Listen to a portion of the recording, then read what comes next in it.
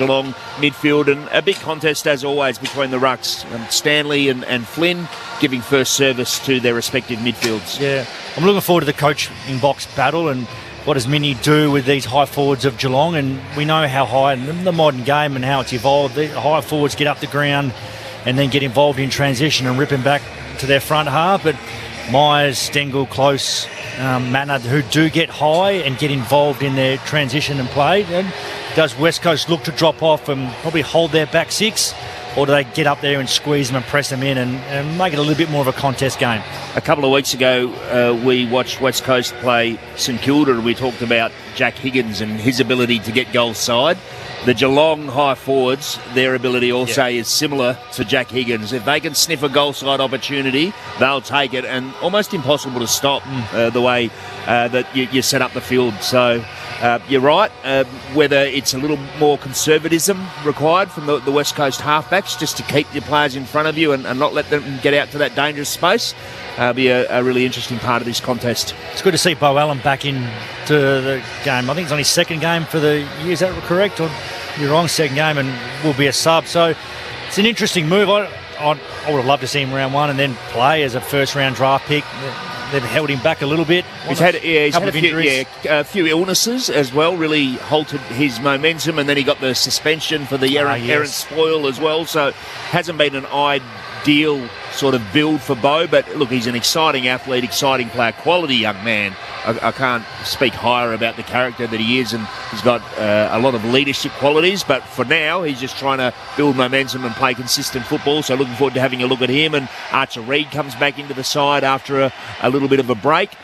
Shocking news really for both the individual Jake Waterman and also the club. When you're trying to build competitiveness and a style of footy that's going to stand up in big games, big finals, you really need that leadership out there, and West Coast have been cruelled first of all by Jeremy McGovern's situation, and we wish him well, but to lose Jake Waterman for the season as well just means that so much more pressure and responsibility, and they're going to have to endure so much more physicality, some of those young key forwards, so we'll see how they fare with that tonight. Yeah, can't underestimate how important your senior leaders, but your most experienced players out there to lead the set the standard and perform so the others can just filter in and play their role. That hardness is going to be super important, and that from Liam Baker, from Jack Graham, we know that Geelong are unconditional in that regard, so to have those two leading the way. And the other bit that I'm really excited to see tonight is around McQualter's use of Liam Ryan and Tyler Brockman in centre bounce and sort of that centre bounce rip forward type of role. They've been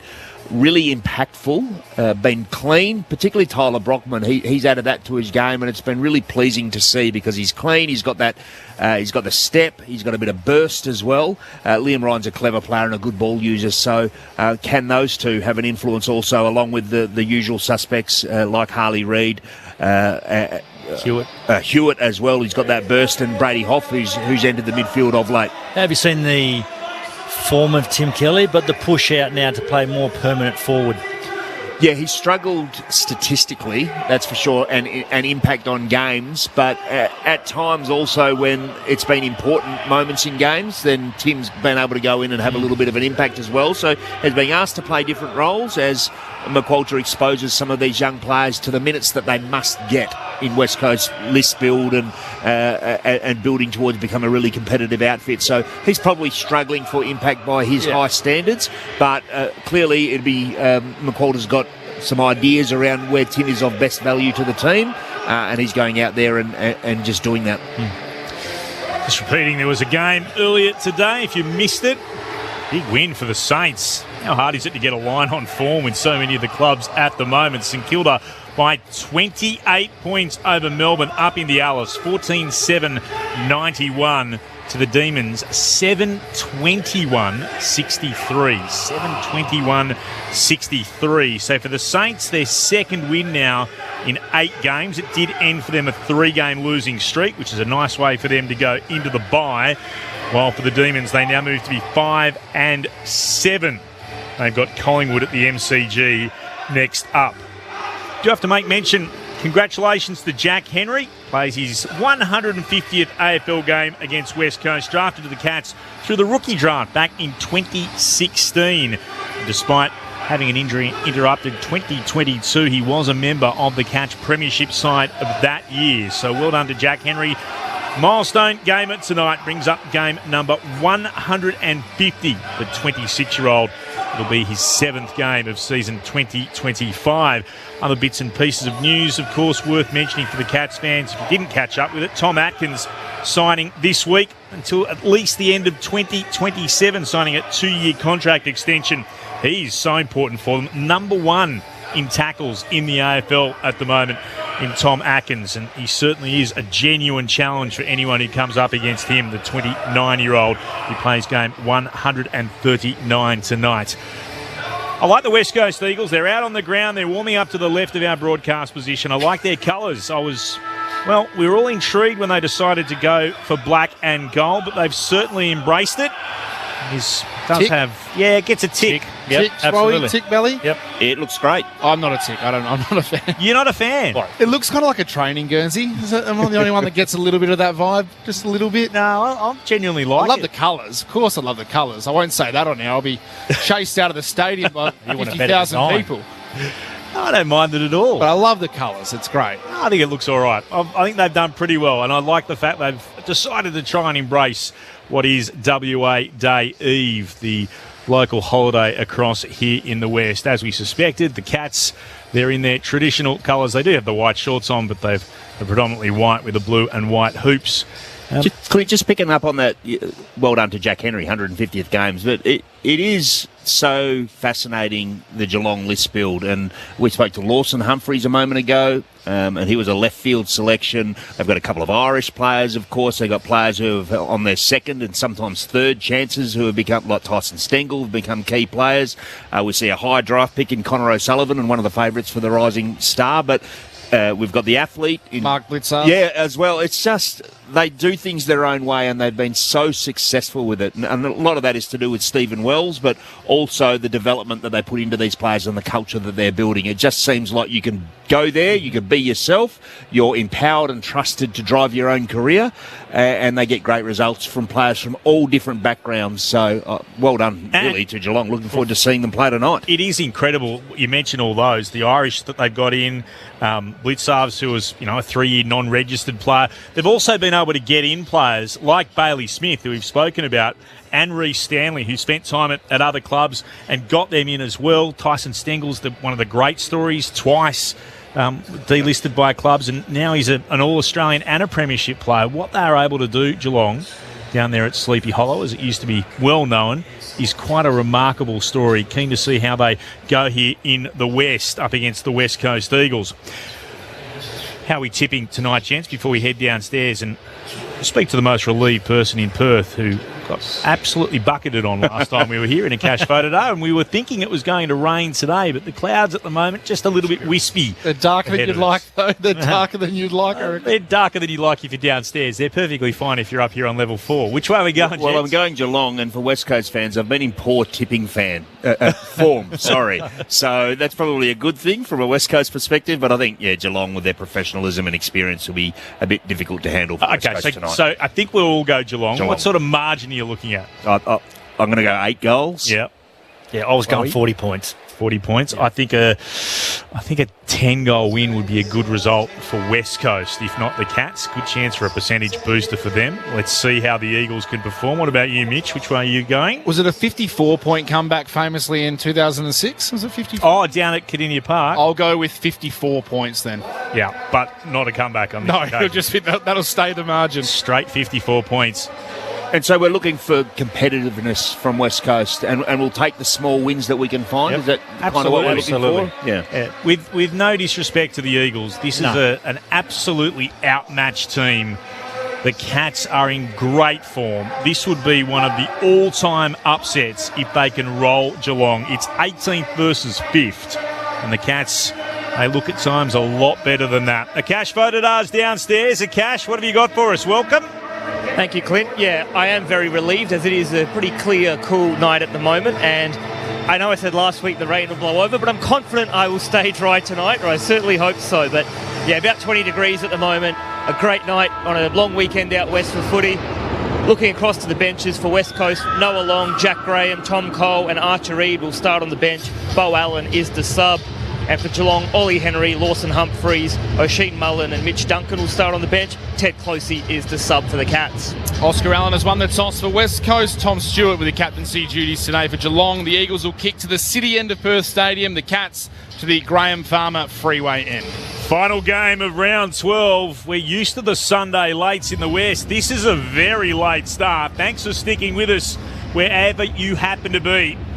On ABC Radio, Sport Digital, and of course on the ABC Listen app. The Eagles wearing black and gold.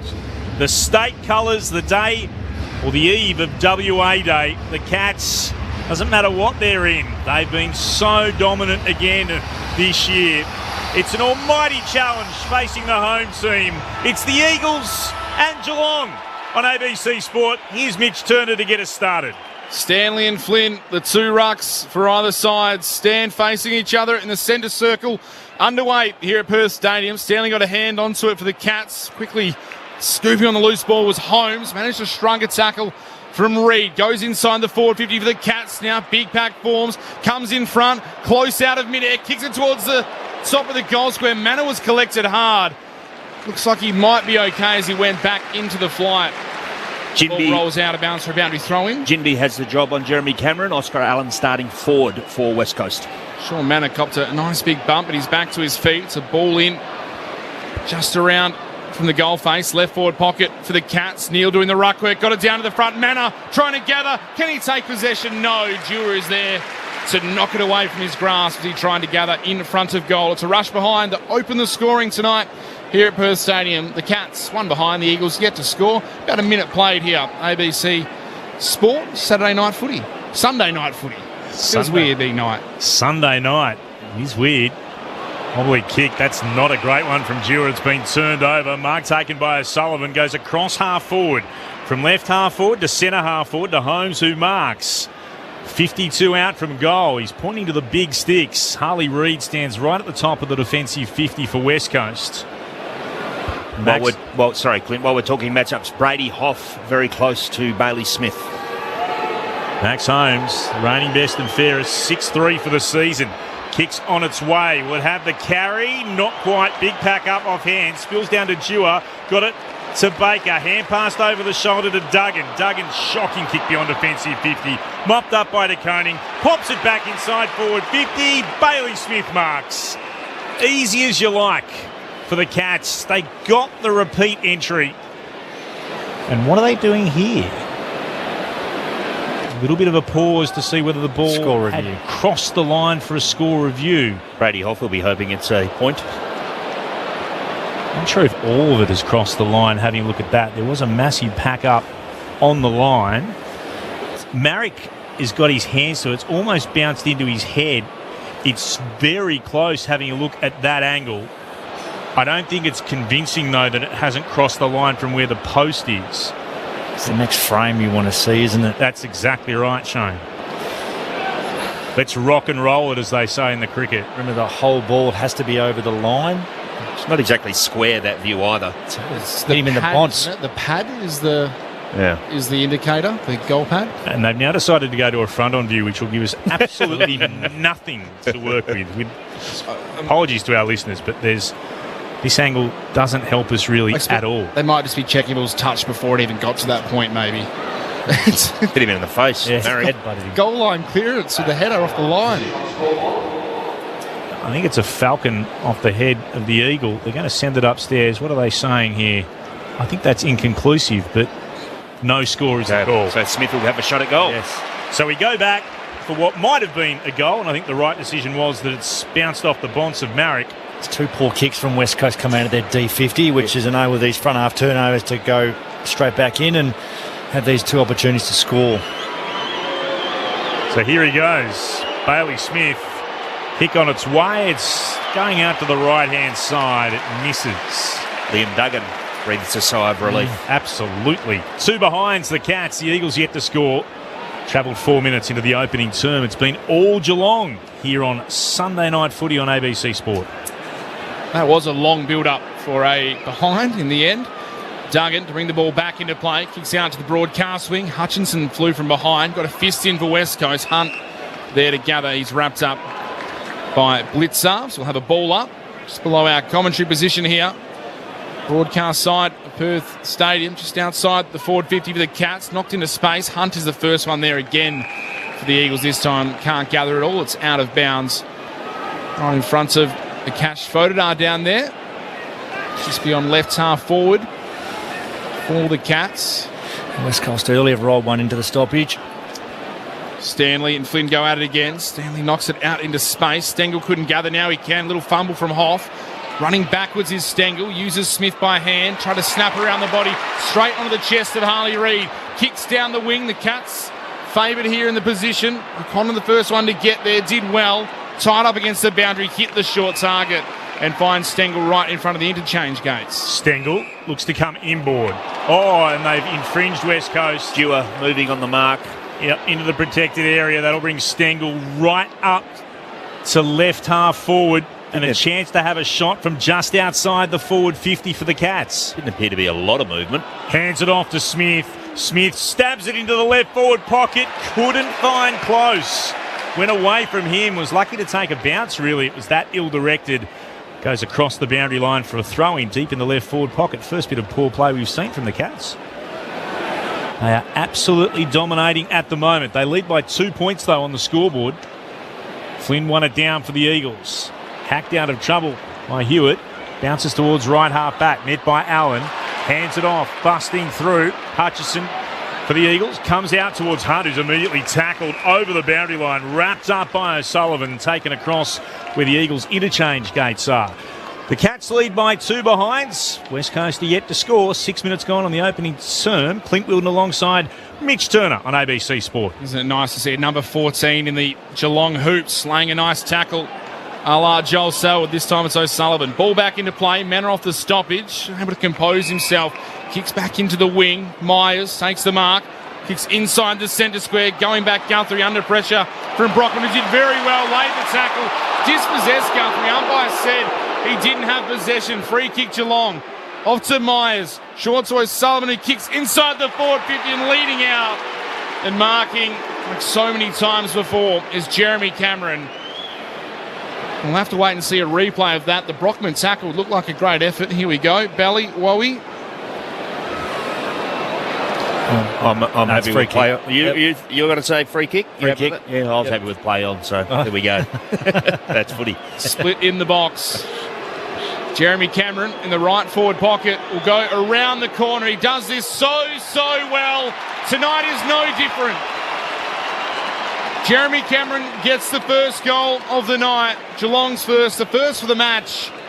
Takes Geelong to 1-2-8. The Eagles, they are yet to score. We've played 7 minutes in the first term. Sunday night footy on ABC Sport at Perth Stadium. Great to have your company, our experts in the box, Peter Bell and Shane Wowoden. Ruben Jimby's got a similar athletic profile to Jeremy Cameron. Got that speed, endurance, got a bit of power about him. What he doesn't have is the height and the reach, and that's how Cameron got him on that lead. Jimby was right there with him, but he extended his arms at 196 centimetres. He was just too tall. Too tall. It's important for West Coast that they realise that Geelong are manufacturing that extra player behind the ball, so a blast kick out of stoppage ain't got to do it. You've got to use your advantage and run at the defenders and try and force them into a press or take the ground in front of you. Inside 50s, 5-0. The restart. Bounce favoured Flynn. He stayed down, tried to go himself.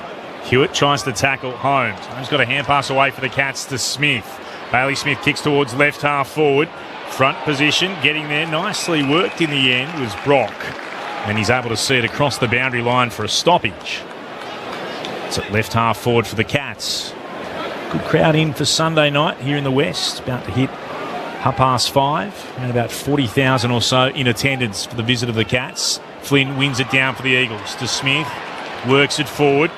And this is Long, kicking towards right half forward. 2-on-2 battle, goes over the pack.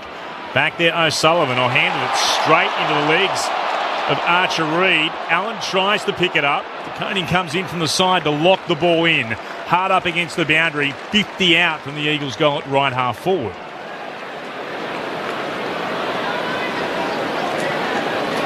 Earlier today, the Saints by 28 over the Demons. From the restart, comes down here for the Cats. Good tackle from Marek, wrapped up his opponent. Absolutely got Duncan. Eagles sent it back inside forward 50. No mark taken. Where does it spill? Over the top, Hutchinson can't gather. Scooped up by Dempsey to Duncan. I'll go beyond defensive 50. That's well worked by Holmes. He finds Stengel at left half back. Stengel has Cameron on the lead, a long way from home. Takes the mark in front of Jimby. In front of the interchange gates on the broadcast side. Chips further up the wing to Duncan, who found a bit of space. Able to take the mark, play on and spear it onto the chest of Bailey Smith. 55 from home. Stengel continued to run. No one went with him, and he takes the mark. 40 metres out. Tight up against the boundary. Left forward pocket, left forward flank. Smith and Holmes have had 11 touches already between them. Geelong 29 compared to West Coast 15. It's a problem. As soon as they win that ball off half back, they just rip back their front half.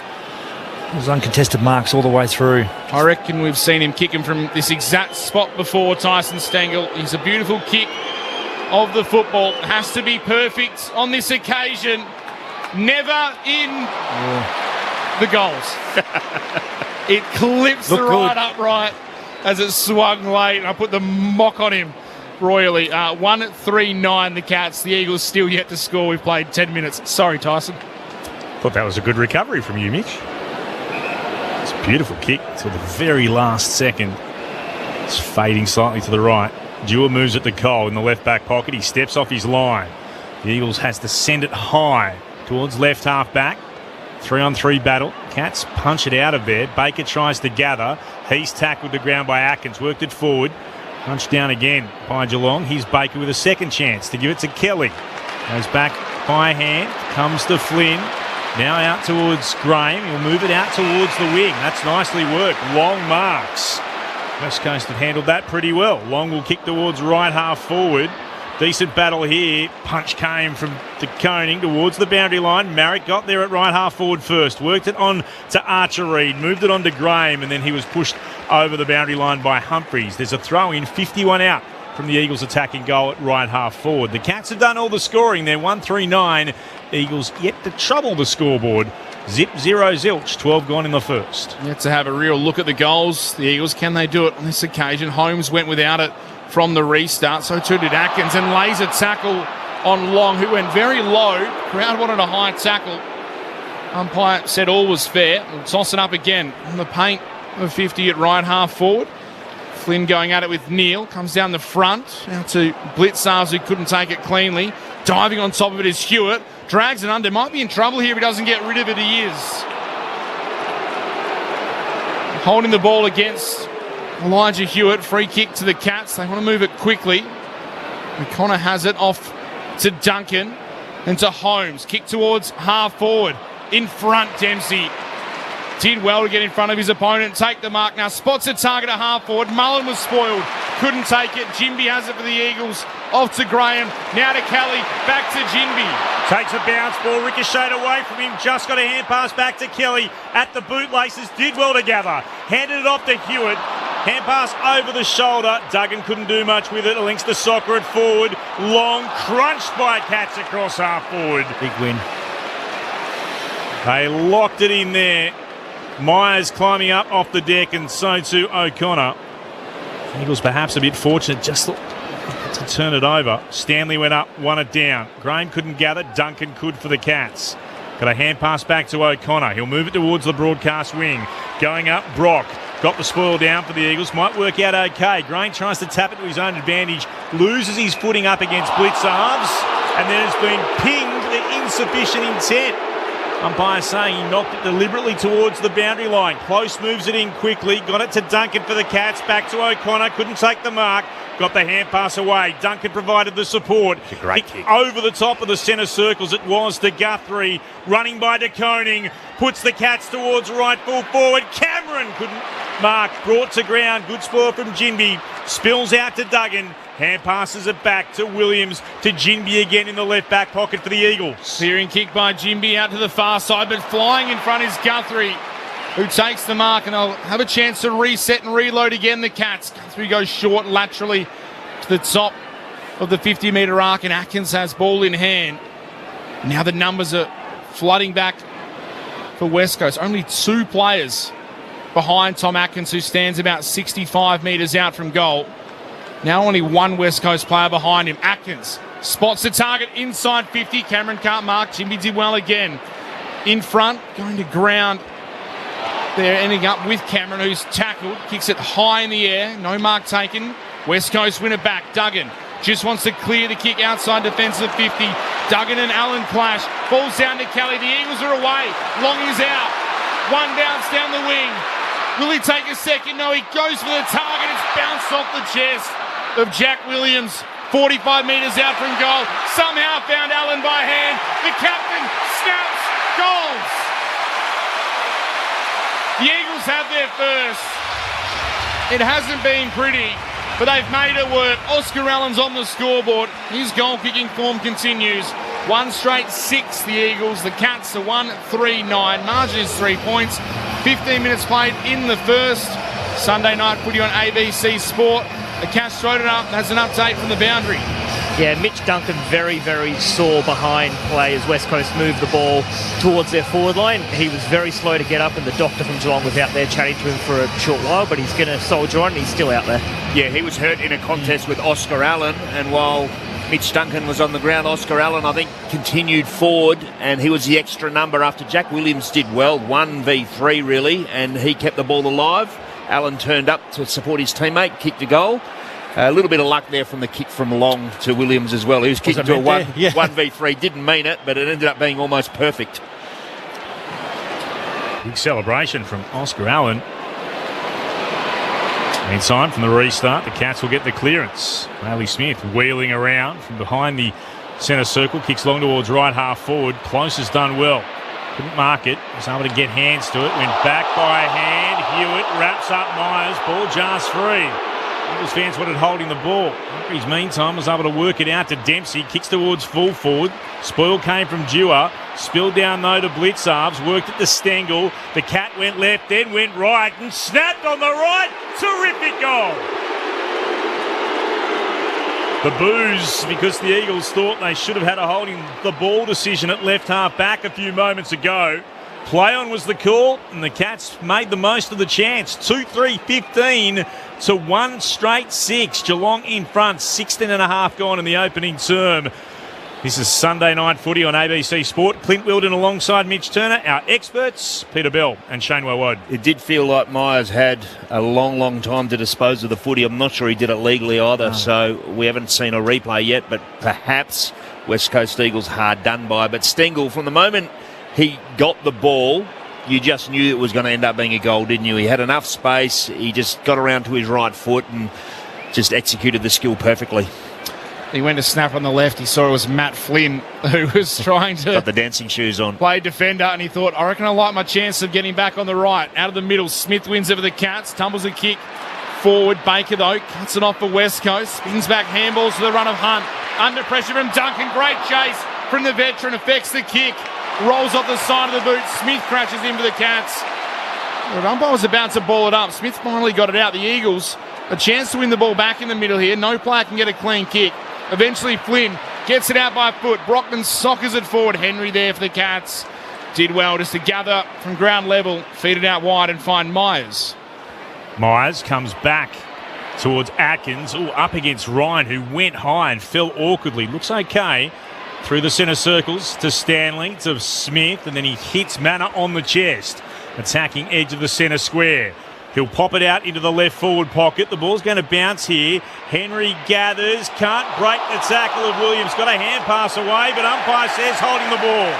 That might be a bit of a square up, because there was certainly a better effort to get rid of the football that time from Ollie Henry than what we saw just a few moments ago. And the Eagles will have it deep in the right back pocket. Terrific tackle, by the way, wrapped up beautifully by Edwards. Edwards kick, out to the broadcast swing. Reed at the back, the Archer variety, tapped it down.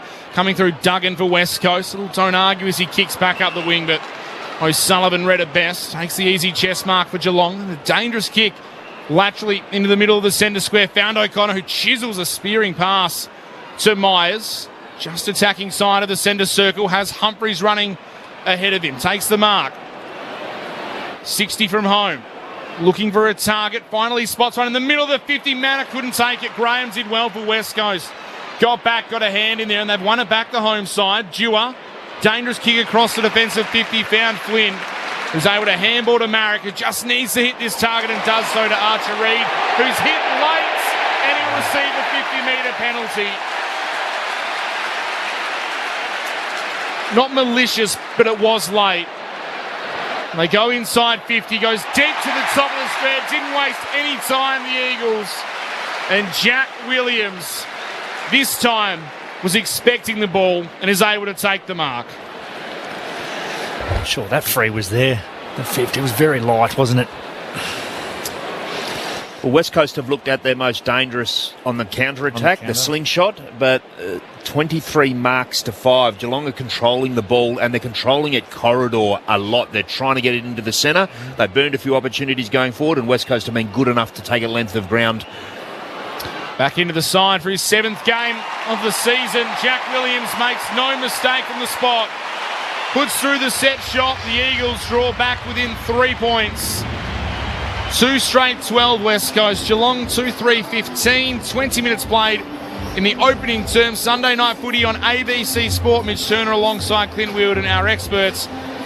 Australian Football Hall of Famer Peter Bell. Brownlow medalist Shane Woewode. It's the last kick from Geelong, isn't it? Yep. They get to the 50 really well in transition, and then they're just maybe trying to find that perfect pass. Sometimes it's been on, it may have just been overcooked.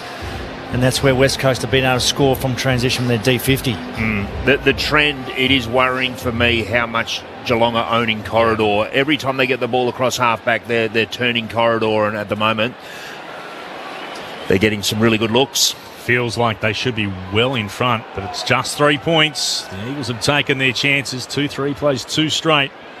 The restart. Slapped down by Archer Reid for the Eagles, and then gathered by Brockman. Can't quite get away from Stanley. Had to hurry the hand pass. Trying to get there, Ryan. Went to ground under pressure from O'Connor. Got a hand pass out the side anyway to Williams. Meant to get a hand pass back for Graham. Couldn't get there. Hacked out of trouble by the Cats. Only as far as Baker on the outer wing. Kick towards right half forward. Cleverly run down by Duncan. Got it onto Stengel. Beautifully worked towards centre half forward. Neil marked. And he has it 51 from goal. Hands it to Stengel. Works himself onto the right and decides to stab it into the right forward pocket to Myers. And Myers can go back and have a shot from, let's say, about 45 metres out. And again, through the middle they went, Peterbilt and Shane Woewode. And high forwards again, so much space. Stengel already up to 7 possessions. Myers again through between the arcs, finding footy. Brian Myers, in he comes. 2 goals, 3 for the year. Kick on its way. The Cats fans behind the goals. They wave their flags in delight. Geelong have got their 3rd. 3-3-21 to 2 straight 12. 22 gone in the opening term. Earlier today, up in the Alice, the Saints were too good for the Demons by 28 points. Geelong's turn to slingshot after talking about West Coast doing it. And big contest at half-back. I think it was Mitch Duncan, maybe? Yes, Mitch Duncan, and that was the contest that set up the goal. It was a line ball, it was a 50-50, and Duncan put his name on it. Geelong did the rest. He arcs out so far to Graham Myers. I reckon it's 5 metres off his line. Umpire called play on, but there's nothing you can do to stop it with the stand rule. He is one of the more creative half-forwards in the competition. He got himself on the scoreboard on this occasion. Archer Reid in the ruck for the Eagles against Stanley. Won the tap. Coming through Ryan. Bursting with pace. Handball to Harley Reid. Comes wide by hands of Brockman. It doesn't hit him on the full. Has to go back and gather on the bounce. Then the kick into the pocket. Never favoured Jack Williams. Straight onto the chest. The 150 game up in Jack Henry, who can clear defensive 50. Looking for O'Sullivan, who marks strongly from the side. The Cats will maintain possession of half-back now through Stewart. Stewart pops a short one again. Stepping inside O'Sullivan, handed it back to Stewart. He will get a kick away towards left half forward. Neil was there. Going up. Blitzarves landed on his back. He's okay. Came out the back for the Cats. Holmes decides to thump it towards goal. It'll bounce through to the left-hand side for a minor score. Too much on the kick that time for Geelong. 3-4-22 to 2 straight 12. Cats over the Eagles, 24 gone in the first. Coming out to Jimby, slips over in the left back pocket. Eagles now under massive pressure. Coming through Cole, trying to lend support. He's tackled to ground. The Eagles desperately defending. Smith crashes in for the Cats. Jimby's in there for West Coast. He's tied up. And somehow turned the ball over coming out of defence that he never should have. Got Shane Woden on Ollie Dempsey watch every time the winger sneaks forward. It's aggressive. He's standing next to Tim Kelly at this stoppage. He wants to get onto it. Manor, he overran it though, so he couldn't find him by hand. Cole was clean for West Coast. Got it to Harley Reid. And to Sandy Brock, who sets a horrible task for his teammate in the middle of the 50. In Brady Hoff, who was tackled. That is a genuine hospital handball, as they call it. Ball tossed up very high in the air. Both rucks go to ground. No one can get a clean hit out. Reid had a fresh air with his kick. Bailey Smith kicks it about 2 metres to Stengel, who gathers, weaves through traffic. The snap won't come around enough, or unable to take the mark. Diving down there is Dempsey, and the Eagles have won it back through Baker. Now Hoff goes on a bit of a run. His hand pass was short. It was meant for Duggan. Couldn't find him under genuine pressure. The ball across the boundary line for a throw-in. Neutral ball actually probably favours West Coast. They were in so much strife. The Cash voted up. Just keep an eye on Shannon Neal. He's looking a bit proppy out there. Thrown back in again. Here is Shannon Neal. It's okay as he got to the ruck contest. Knocked it down. It's taken then by Bailey Smith. Hand passed into traffic. Brock Rose got it down. Bounced the hand pass forward to Duggan. Immediately tackled by Myers. Ball up again. Right forward pocket for the Cats. Been frenetic, hasn't it? Been highly entertaining. Neal up against Flynn. Flynn with the more telling tap, but it came down to Manor. Got it on to Myers. Stabs it short. Blitzarves. Marks right in front of goal. Decides to move it on to Guthrie, who might be 2 or 3 metres further forward, but certainly isn't in a better position. He's in line with the left hand behind post, as opposed to Blitzarves, who was, let's say 3 or 4 metres further back, but was bang in front. Yeah, he gained a metre and gave up 45 degrees. Yep. I reckon. Blitzarves at 6 goals, 3 for the season, has opted for Guthrie to have a go. At 1 goal straight. His kick's on its way and he misses. Minor score. 1-1 for the season for Zach Guthrie. 3-5-23 the Cats. 2 straight, 12 the Eagles. 26 gone in the opening term. ABC Sports coverage of Sunday night footy from Perth Stadium. Here's Mitch Turner.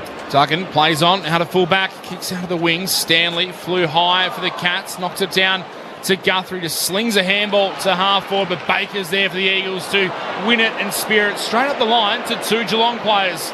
Stewart and O'Sullivan on their own. Stewart pulls rank, takes possession, kicks up towards half forward, off hands, Blix arms at the back, handballs towards Smith, has to take it on the bounce, had to deal with Hewitt, did well in the end to get it to Myers. They're back within their own centre square now.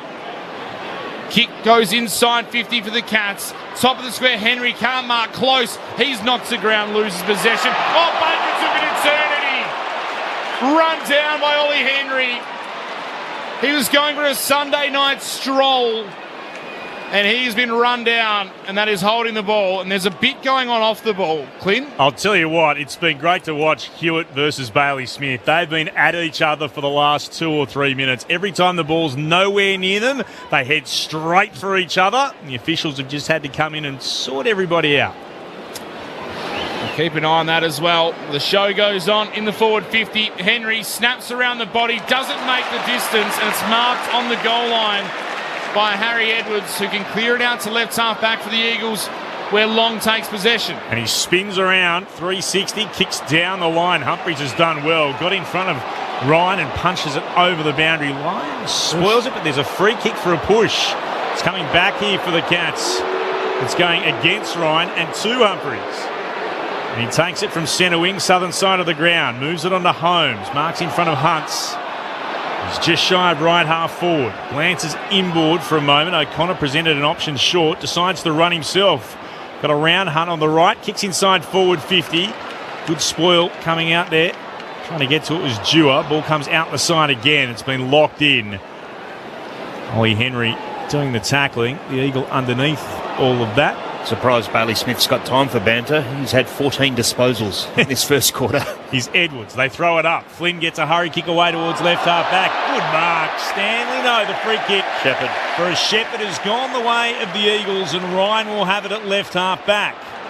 Umpire immediately saying didn't get the opportunity to run at it. They move it to Long, the Eagles, and a switch of play out to Marrick on centre wing. Marrick in the bright green boots, the light blonde hair, takes possession, drills it short to Hutchinson. A couple of mid-season recruits the Eagles brought in the last couple of years. They've added another couple in the last week or so as well. Hutchinson kicks it inside the forward 50 for West Coast. Reid looked to fly from behind, couldn't get to the front and may have infringed in doing so. Free kick in the marking contest going the way of the Cats, and it's going to O'Sullivan by the looks. I've been struck by his athleticism, O'Sullivan. He's nimble, he's obviously very tall, launches at the footy. What a player the Cats have found there. So a little bit of blitzarves about him with just the way he gallops around the park. Handballs on this occasion off to Tom Stewart. High kick up the wing. Harry Edwards couldn't take the mark. Spills out the back. Neal tried to work through traffic. Was gang tackled by a couple of Eagles. Hewitt and Edwards absolutely smashed him. Didn't have a lot of prior, so the umpire will toss the ball up. 30 minutes gone in this first term. Sunday night footy on ABC Sport. Flynn won it down, straight towards the boundary line though. Gathered here by the Cats. Mullen gets a kick towards left half forward. It was a 2-on-1 in favour of West Coast. And Dewar has done pretty well alongside Cole to see it against Ollie Henry and over the boundary line for a throw-in. We actually had the Instagram match-up for a moment a second ago as Bailey Smith was standing next to Harley Reid, but they've gone to different opponents as we speak. Throwing in again. Flynn got a fingertip to it. Comes down to the Eagles. Hand pass forward by Baker, intercepted by Smith, the opposite three. Kicks back inside forward 50. Cole with the spoil. Stengel, magnificent, spinning, gathering, hands it off to Myers, who goes long as the siren sounds for his second. From about 47 metres out. That was something to behold from the Cats. And right on the quarter time siren, they've stretched their advantage out to 17 points. Geelong 4-5-29, the Eagles 2 straight 12. So 2 goals to Brian Myers and singles to Tyson Stengel and Jeremy Cameron. The Eagles 2 goals coming from Oscar Allen and Jack Williams. 4-5-29 the Cats, 2 straight 12 the West Coast Eagles. Wherever you're listening on ABC Radio, on ABC Sport Digital and on the Listen app.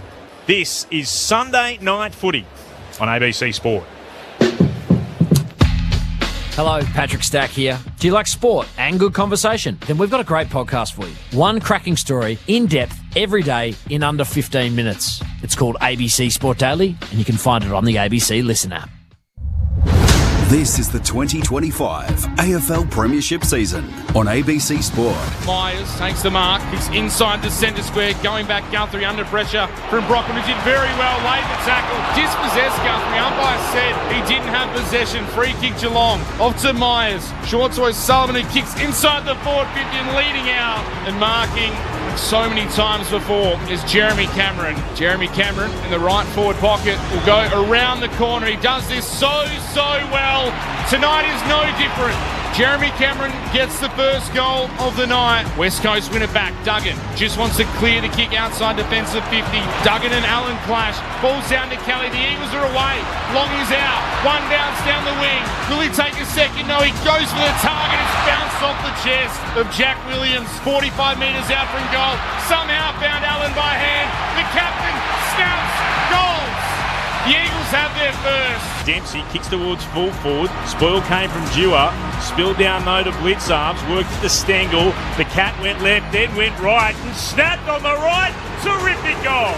Flynn, who's able to handball to Marrick, who just needs to hit this target and does so to Archer Reid, who's hit late and he'll receive a 50-metre penalty. They go inside 50, goes deep to the top of the square, didn't waste any time, the Eagles. And Jack Williams, this time, was expecting the ball and is able to take the mark. Back into the side for his 7th game of the season. Jack Williams makes no mistake from the spot. Got it onto Stengel. Beautifully worked towards centre half forward.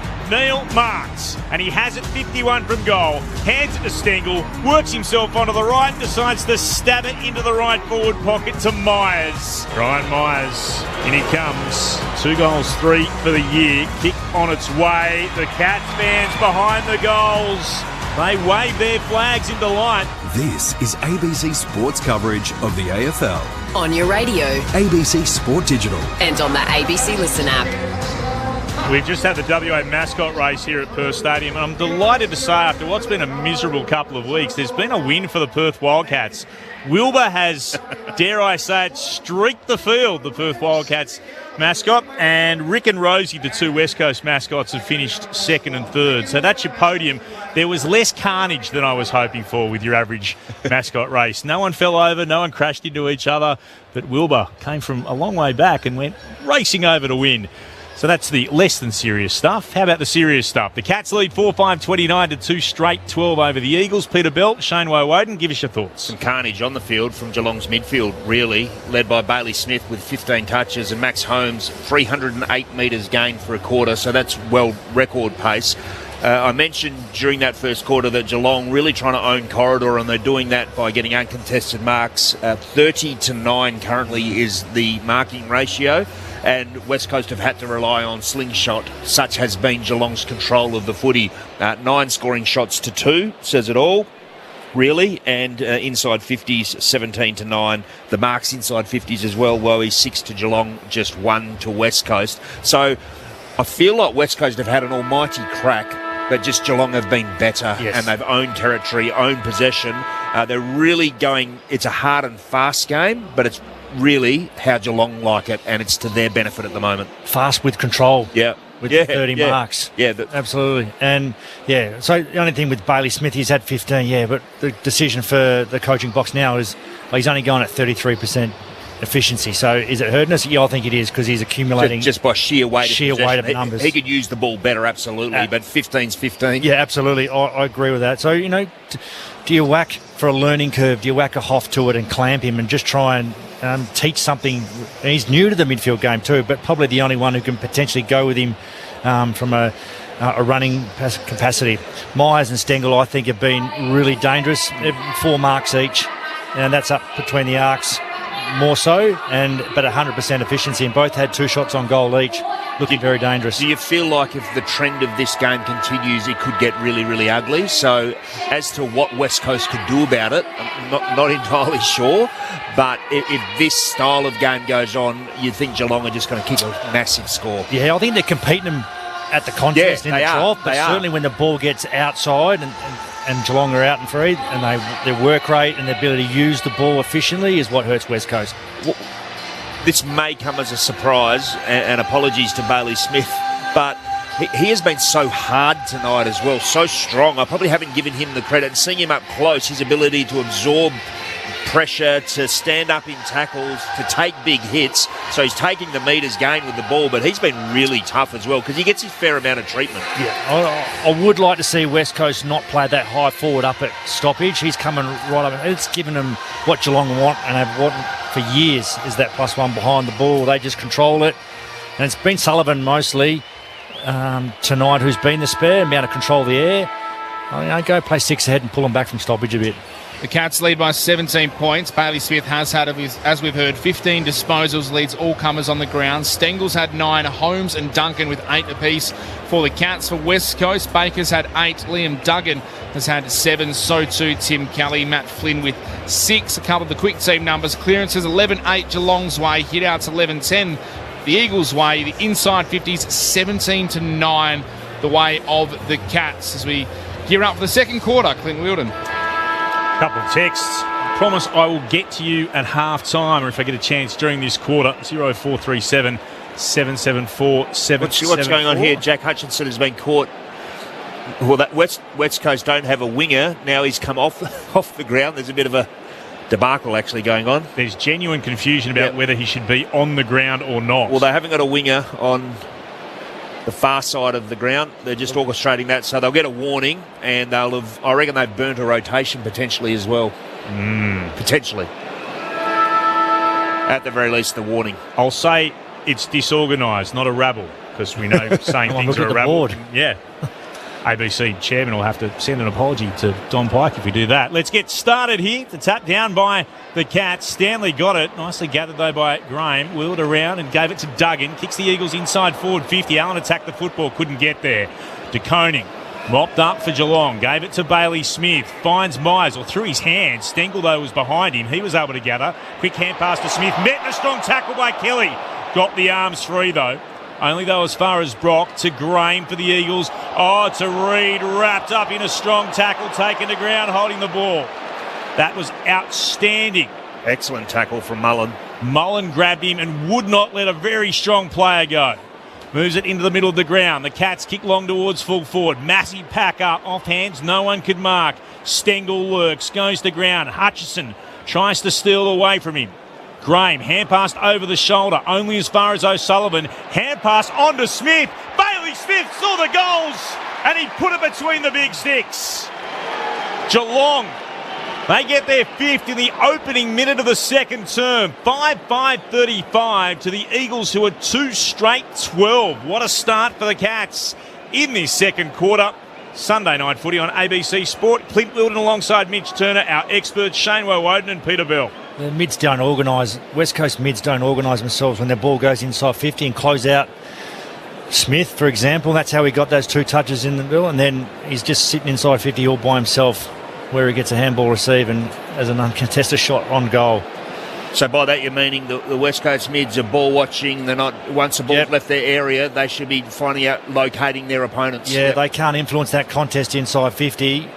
They've got to be closing out and now have a defence on their mind and close out the opposition mids. Bailey Smith, 3 touches and a goal in the first 45 seconds of this second term. He is everywhere. Out of the middle, the Cats trying to go forward again. Atkins had a fumble, lost it to Ryan, then won it back from Ryan.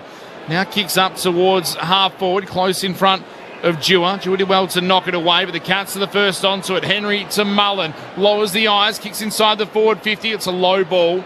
Jimby knocks it away from Cameron. Duggan's clearing kick bounces awkwardly for Brockman. It allows O'Sullivan to punch it to Holmes. Gives it back to O'Sullivan. Underground handball at right half forward. Just in from the boundary. Couldn't find a teammate clearly. Myers and Edwards tussle. Go to ground and the ball will be thrown in the air by the field umpire. About 5 metres in from the boundary. Just outside the paint. Right half forward. City end of Perth Stadium. Off the hands. Atkins takes possession, is tackled immediately. Now ball it up again, same spot, right half forward. The Cats lead by 23. Ball put up into the air. Stanley won it down for the Cats. Hits the deck. Cameron gathers. Reid tackled him. Cameron was able to manufacture a short kick in the direction of Stengel in the right forward pocket. He can't gather. It's over the line for a throw-in. Akash Fodada is downstairs. Akash. Liam Ryan is a little bit sore after that contest in the middle of the ground with Atkins. Eagles doctor went out to him. He's waved him away, but Liam Ryan definitely has a bit of a limp on. Will be put back in. Right forward pocket for the Cats. Going to the city end of Perth Stadium. I thought, yeah, he did. For a moment, they weren't going to pay it, but I thought surely Stanley just dealt with Flynn. Flynn got the free kick, kicks across the face of goal. Intercepted, though, by Close. Snaps back towards goal, and he's kicked it. And the Eagles have been punished for another mistake in their back 50. It was just there to be stolen. The kick floating across from Finn in the direction of Dewar. Close went, I'll be having a bit of that, thank you very much. Was able to get hands on it, gathered the footy, snapped the goal. 6-5-41 the Cats, 2 straight 12 the Eagles. They've kicked 2 goals in the opening 4 minutes of the second term, Geelong. Alert, great, dare I say it, closing speed from Close. Sorry about that. But yeah, Matty Flynn, just a bit of a floater across the goals, wasn't it? Keep it simple. Keep it simple for the big ruck. Conceded a goal for his team. Fair goal too from Close on the left. On the left. Coach Killer come to mind on the Monday review. Your big ruck trying to hit the switch kick across face. Oh, that's one he'll like to forget, Matt Flynn. He has had a bit of the ball tonight, and that wasn't his best. Ball back in the middle. Flynn opposed to Stanley. Neither could really win possession, and they couldn't take it on the ground either. Harley Reid was in there, tackled, squeezed a handball out. Graham punched it straight into Stewart for the Cats. Ball just tumbling forward. Clever little tap by Baker for the Eagles. Got it to Duggan. His kick up towards the attacking side of the centre square. Off hands. Spills to Long. Kick inside 50's just too low for Allen. Tackled immediately. Did he have the ball? No. It was a low half volley. Couldn't take it. Was tackled in the process. And to Koning, the umpire says, tackled him illegally. Not sure about that one personally. He never took possession. Letter of the law. Clever, yeah. So tackle without the ball. Oscar Allen, a chance for his second goal. He's been kicking multiple goals in the past few weeks. Set shot, 35 metres out, 45-degree angle to the right. Oscar Allen, the skipper, for goal number 2, delivers. Oscar's got 2. The Eagles finally have their third, and it ends a run of 4 straight Geelong goals. 3 straight 18 West Coast. Geelong 6-5-41. 6 minutes played. Second term here at Perth Stadium. Sunday night footy for ABC Sports. Our experts, Brownlow medalist Shane Woden, former Dockers captain Peter Bell. Bit of surge footy there, Wowie. No sort of sophistication to it, but Allen presented well, won the free kick to get his second. So nice bit of play, and they keep in touch. Yes, certainly needed it. Just trying to look at through a few changes here. Thought West Coast are trying to throw their magnets around a little bit. Trying to get some control back in the game at the moment. Bounce to restart. Flynn wins it down against Neil, but he put it straight down the throat of Holmes, who found Bailey Smith and gave it back to Holmes. Arches the back and breaks away. Takes a bounce, now a second. What an athlete he is. Kicks into the right forward pocket, went over the head of Blitzarves, who tracks it to the boundary, handed it over his right shoulder. Good tackle came from Hutchinson. It went down towards close. He won't be able to kick a goal this time. Dempsey flew over Marrick. Marrick was able to turn and gather hard up against the boundary, right back pocket, kicks beyond defensive 50, Humphrey waited, gathered, got tackled to ground. There was no prior, but a great tackle nonetheless from Oscar Allen. And he gets the plaudits of his teammates as he runs back to position. Ball up right half back for the Eagles. Had the tongue out after he tackled him, Oscar Allen, like he was a lion on prey. The Eagles from the restart win it through Dewar. His kick though, a shocker onto the chest of Bailey Smith. Here's disposal number 20. Plays on from 60. Kicks to the top of the goal square. Hutchinson flew back, spoiled his own man for the Eagles and may have injured him in the process as well. Jimby, clearing kick. Out towards the broadcast wing. O'Sullivan did well to worry Williams off it. Gave it to Jack Henry, who put it back in congestion. Jack Williams is laying on top of the ball. O'Sullivan's laying on him. Williams said he never had it. The umpire said you had a chance. Holding the ball, Geelong have it. Quick play on by hands from O'Sullivan to Holmes. Kicks to the top of the goal square. Dempsey can't mark. Stengel tries to get a foot on it. Can he get on it in the end? It's Henry. Ollie Henry's the player who runs onto it in the end. Sockers it off the deck from the back of the pack. Kicks the goal. And he gets his first for the afternoon or the evening. The Cats hit back straight away. 7-5-47 Geelong, 3 straight 18. West Coast 8 played in the second. The speed of ball movement from Geelong, just play on at all costs. And O'Sullivan, he manipulated that free kick because Jack Williams did not want the ball. He was on the ground. O'Sullivan dragged it underneath Jack Williams and then jumped on top of him. So umpire blindsided. Clever play from the Geelong player, and just the speed of ball inside 50. As a defender, you'd be absolutely panicking, Wowie. Yeah, once it hits the ground inside 50 at the moment, those smalls are just getting to work. If Ollie Henry hadn't sockered that through, Close was right next to him. He could have as well.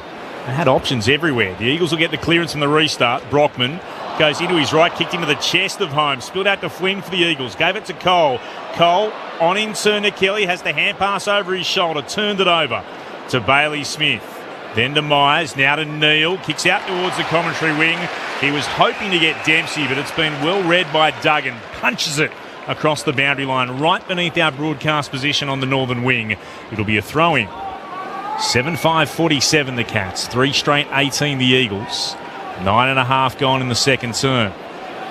Get your text at halftime, 0437 774 774. Thrown back in. Flynn won it down. Straight to Hewitt. Wrapped up by Holmes immediately. Umpire says we'll ball it up.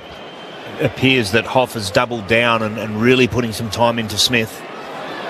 Flynn again, won it against Neal, straight back into traffic, and then Mullen got pushed into the ground by Flynn. Reid has been dragged out of there. Which you'd expect after he's had 21 to this point in the game.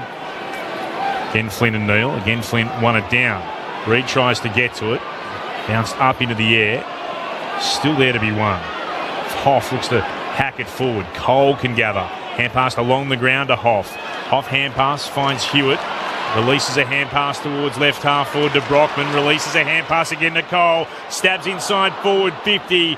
No mark taken by Williams to Koenig at the back. Got it to Jack Henry. They'll look to clear here again, the Cats, and they do so from O'Sullivan down towards the commentary wing. Big pack up. Dempsey couldn't quite gather. The Eagles could through Edwards. Edwards handballs forward to Brockman. Gathers off the deck. Little handball backwards to Graham. His kick inside 50. Couldn't be marked by Jack Henry in front. It spills down. Allen pull out the handball to Noah Long. Puts the goal through from the goal face. And Noah Long gets his first goal, just his second of the season. And that'll do his confidence the world of good. And it's one the Eagles needed. 4 straight 24 West Coast, 7-5, 47 Geelong. 23-point margin, 11 minutes played in the second. What a terrific effort by Oscar Allen to get that handball as he was falling down to Noah Long. Yeah, exceptional bit of play from Oscar Allen. He won the loose ball. He's kicked a couple of them himself and set one up for his little mate there. And again, the Eagles just staying in touch.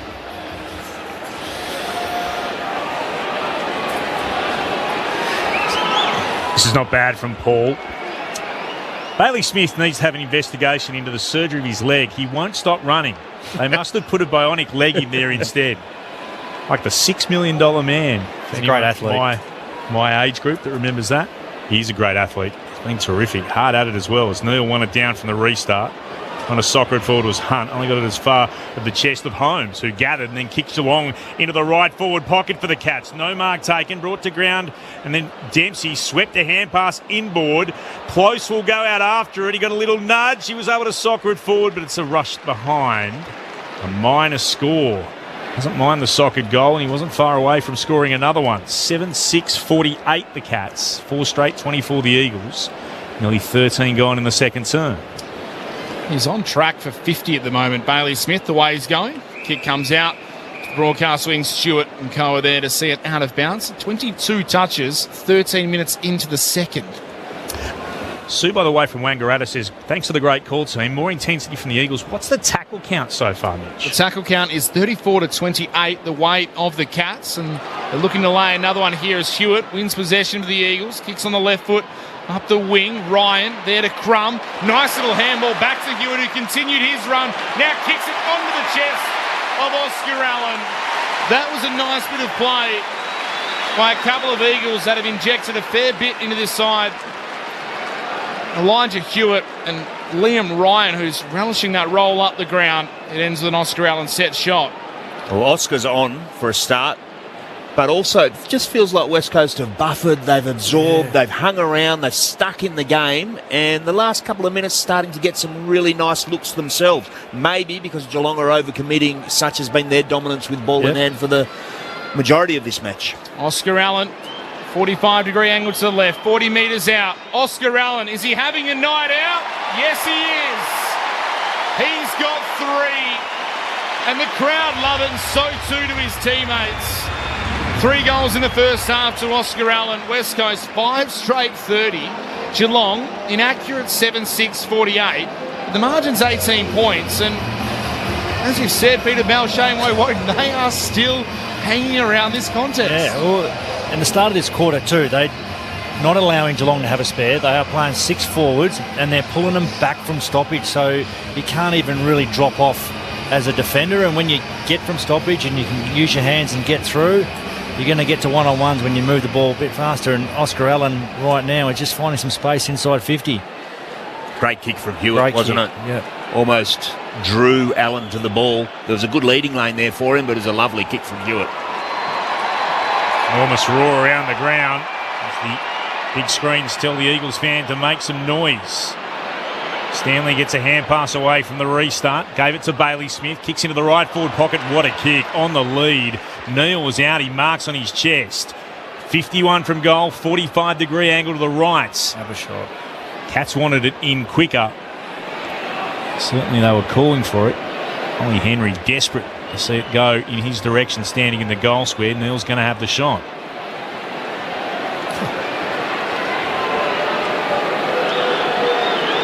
Here he comes. It's outstanding last week, played against the Bulldogs from 52 out. Starts out to the left. It's staying left. It's rushed through. It's going to be behind otherwise. West Coast made sure of it. 7-7-49 to 5 straight 30. Cats over the Eagles. 16 gone in the second term. A cash voted are downstairs. Yeah, interestingly, Andrew McQualter has come downstairs during this quarter and is now coaching from the bench, something I haven't seen him do before. Something different for the Eagles' new man in charge. They go short through Cole from the kick out, and Kelly marks it. Not a lot of quick movement here, waiting for a target, nothing on, so kicks long to the wing. Jack Williams is there, but Neil works him out of it and takes a good grab. On the logo. Oi. Broadcast side, not a great kick, was looking for O'Sullivan. Graham got a fist into the Eagles, down to Ryan, has some space, kicks to Allen. Marks on the 50, forward streaming ahead of him. But you'd fancy him from here if he wants to have a go. Oh, Baker's it. He had to be patient. He had no one in front of him. The forwards hadn't reset inside 50.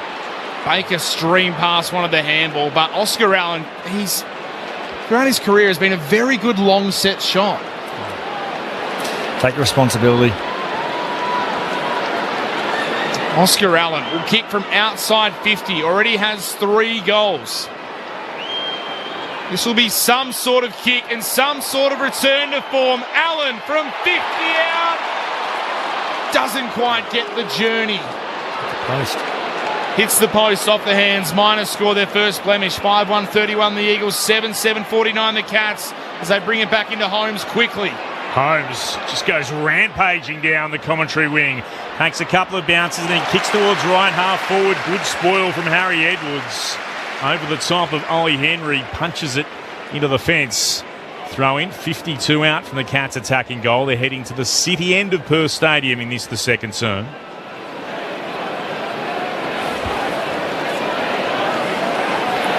Boundary umpire unfurls. Archer Reid up against Neil, and surely a free kick going Reid's way, yes. Neil had his arm up high, actually had the elbow into the side of Archer Reid's noggin. Eventually the umpire spotted it, so a free kick to be taken, and Reid's done well. He's been able to find Brockman, who marks about 2 metres in from the boundary, a little bit shy of true centre wing.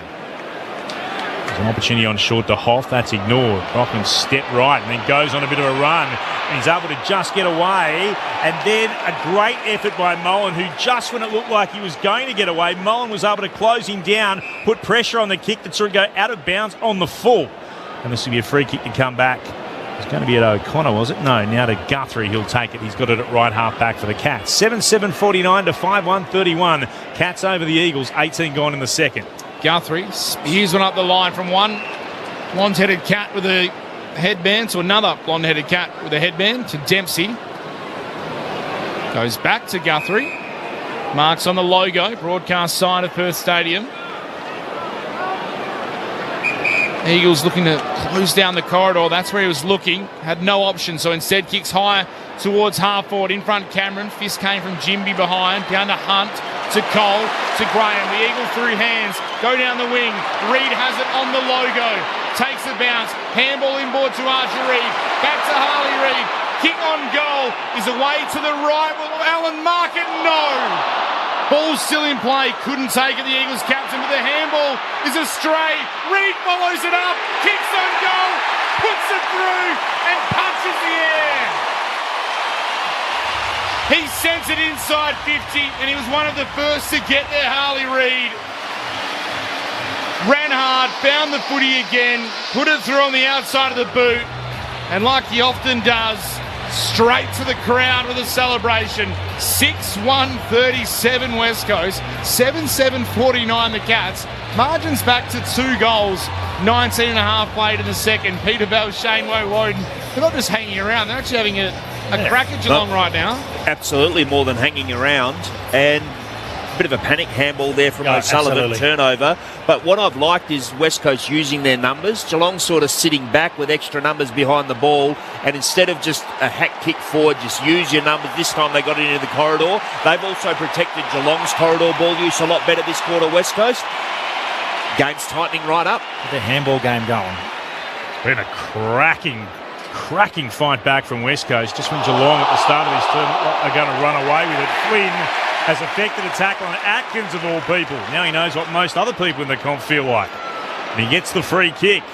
So the big ruck from behind the centre circles will put it inside forward 50. Not a great kick coming out to Marcus Stewart's. Read it well. Got to the drop. Was able to leap up and mark on his chest. He'll stab a ball short to Myers. Now beyond defensive 50. They go up the corridor. Marked there by Manor. Pauses to allow Cats to stream forward of him. Standing a little bit shy of halfway. He kicks in the direction of Duncan. Hand passes on to Humphreys. Runs to 50 out. Kicks towards the teeth of goal. Great Mark Neal. Just to the right of the goal square. He could throw it over from there. We'll go back and take the shot. It's a 45-degree angle to the right, but from no distance at all. Well, there's Mitch's man on the left foot with a 50-metre perfect pass to Shannon Neal. From the housemaster teaching a bit of that back at the Hale boarding school, I think. But, yeah, a skillful kick. Got a good text about Mitch. I'll read out at half-time too.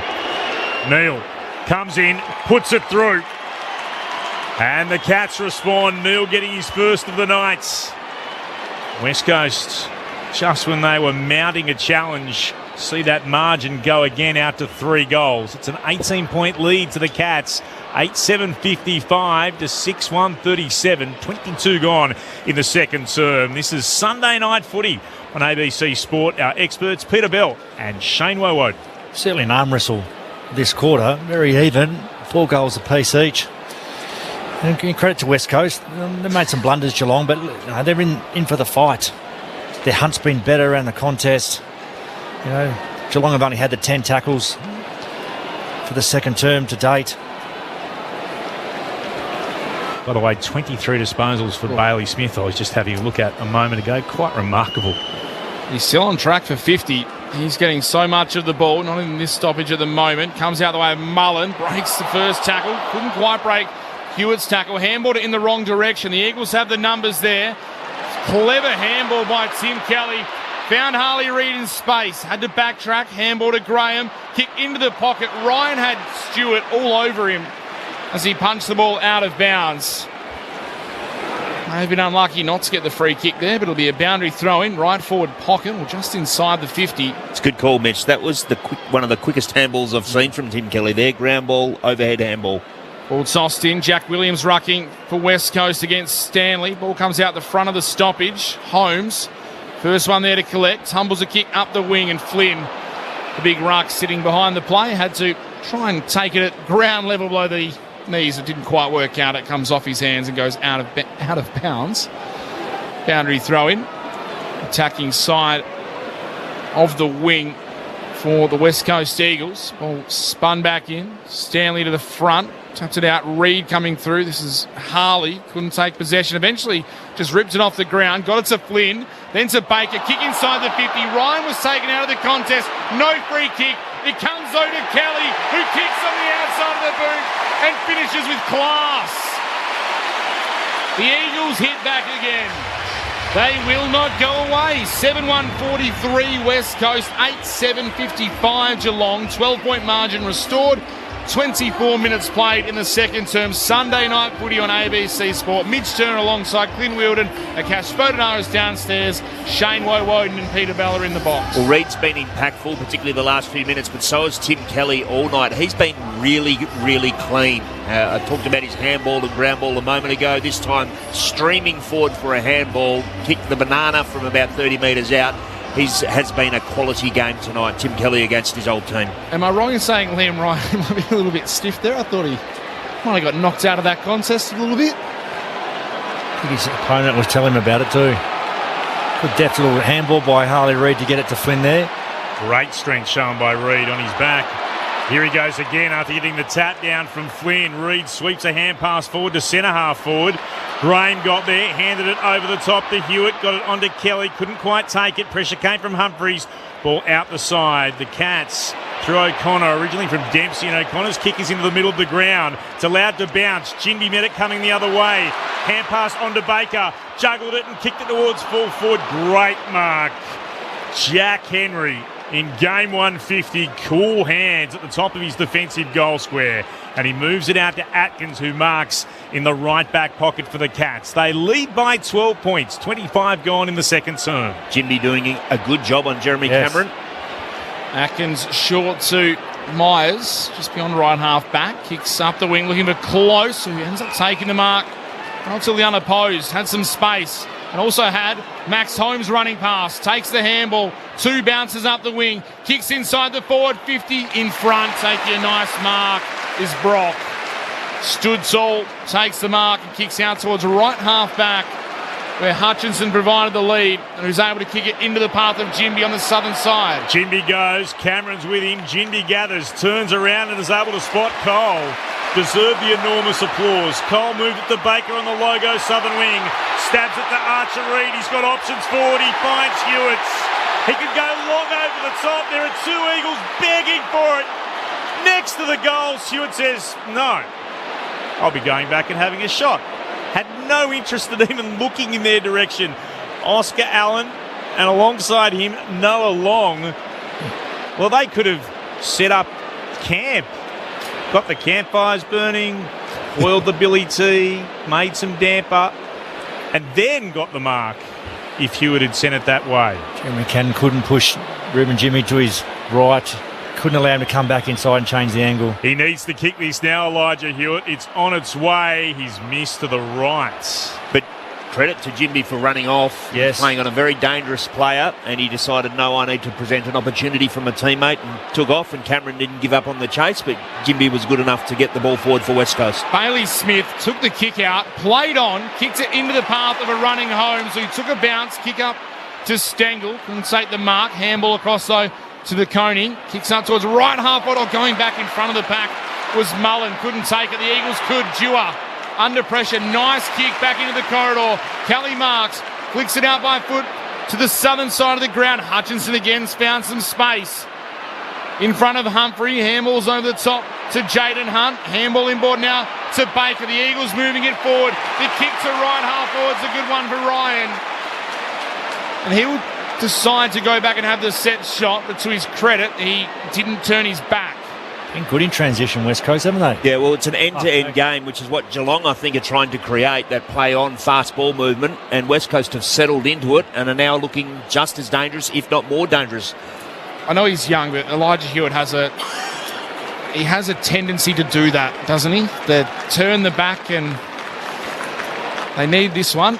Keep them right in, and this will bring the margin back within a goal. Liam Ryan, little skip and a hop, gets to 50. Strikes it well, but it's away to the right. It's a long way right. Got to be close to the man on the mark there.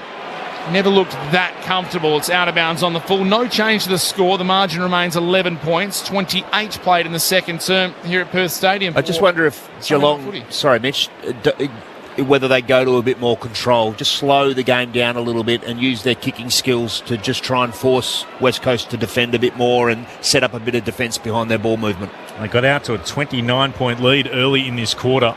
Right now it's down to 11 points. It could be closer. The Eagles have taken a couple of chances. Long kick beyond defensive 50 by Stewart for the Cats towards left half back. Here's Stengel gathering it. Throws it on the boot immediately. Not the kick he wanted. Trying to find Stanley. Flynn was in front of him. And he marks it right half back for West Coast. Moves it out to Brock. Not sure immediately where to go, so he'll bring it inboard with the foot pass to Duggan. Plays on immediately to Kelly. Just on the outer edges of the centre circles. Marrick jumping up and down on the logo, trying to grab his attention. He finds him now. Marrick marks. Gets plenty of advice to move it on. There was a chance to go short to Graham. Instead he goes to Duggan. Juggles the mark, but it's been paid against Stengel. Just in the centre square. Duggan rolls onto his left. Will kick this towards full forward. They come from everywhere. No mark taken. Spills down off hands. Taken by De Koning, shoveled the hand pass out. Baker coming the other way, got it for the Eagles.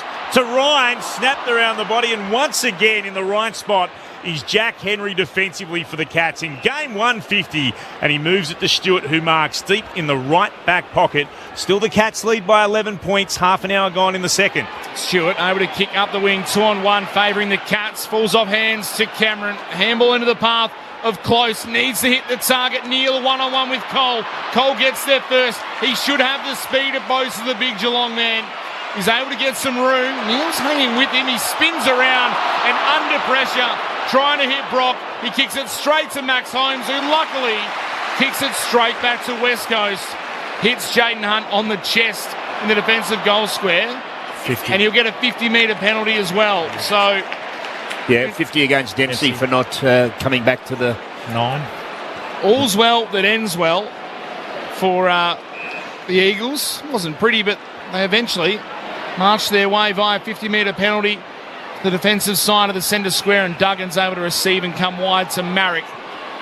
He kicks up to Long, who marks on the just in front of the boundary, right in front of the interchange gates. Margin remains 11, 30 minutes played in the second. So Long kicks exactly that. Inside forward 50. Sullivan flew, couldn't mark. Stanley picked it up off the ground. Hand pass to Stewart. Kicks back towards centre wing. He wants Bailey Smith and he marks.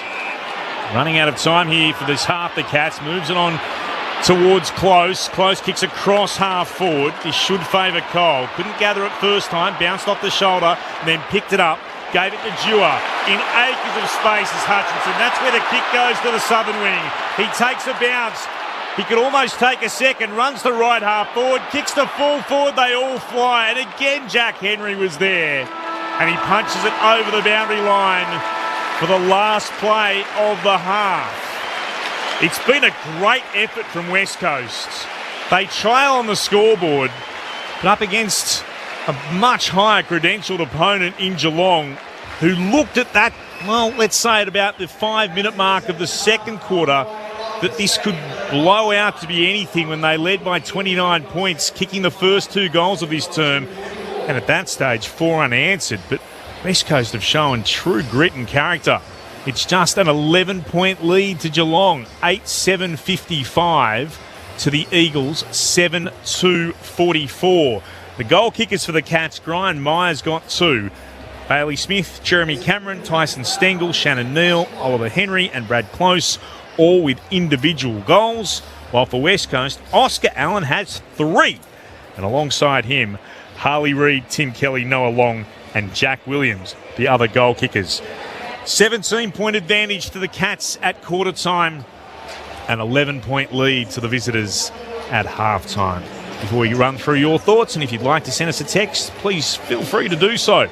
0437 774 774. 0437 774 774. And it's not quite a full standing ovation, but there's a huge group of Eagles fans that have risen to their feet to applaud their players off the ground. It's amazing how much better jumpers look, no matter what you think about them before the game, if you're a supporter and your team has put in a competitive effort like this. The black and gold looking all right for the West Coast Eagles right now. Peter Bell, Shane Woden, give us your thoughts here on ABC Sport. Well, entertaining, and whilst Geelong skipped away at times in this match, West Coast intent and energy had always been there. Geelong just a bit cleaner with their ball movement in that first quarter.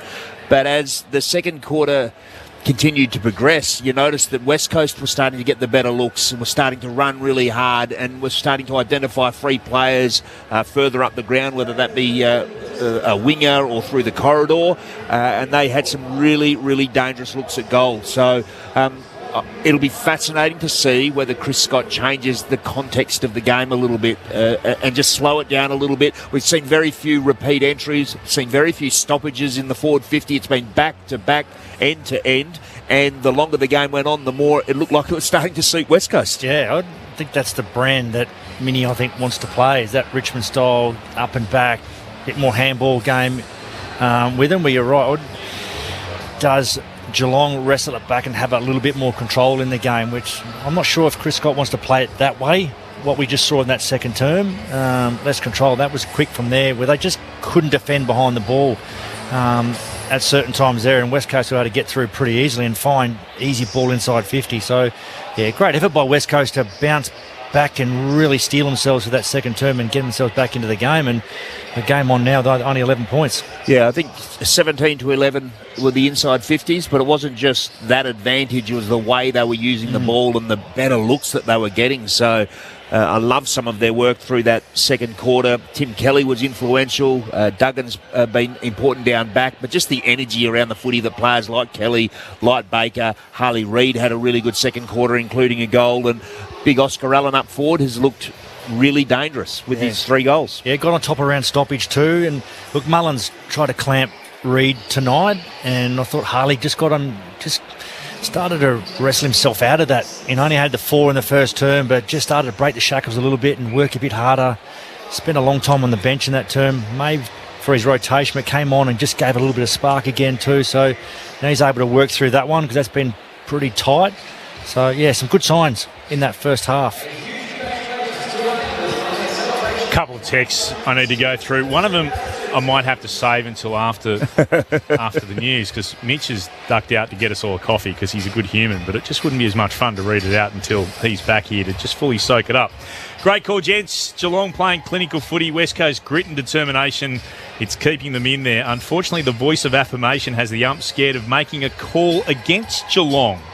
Just any of those decisions out there tonight, Billy?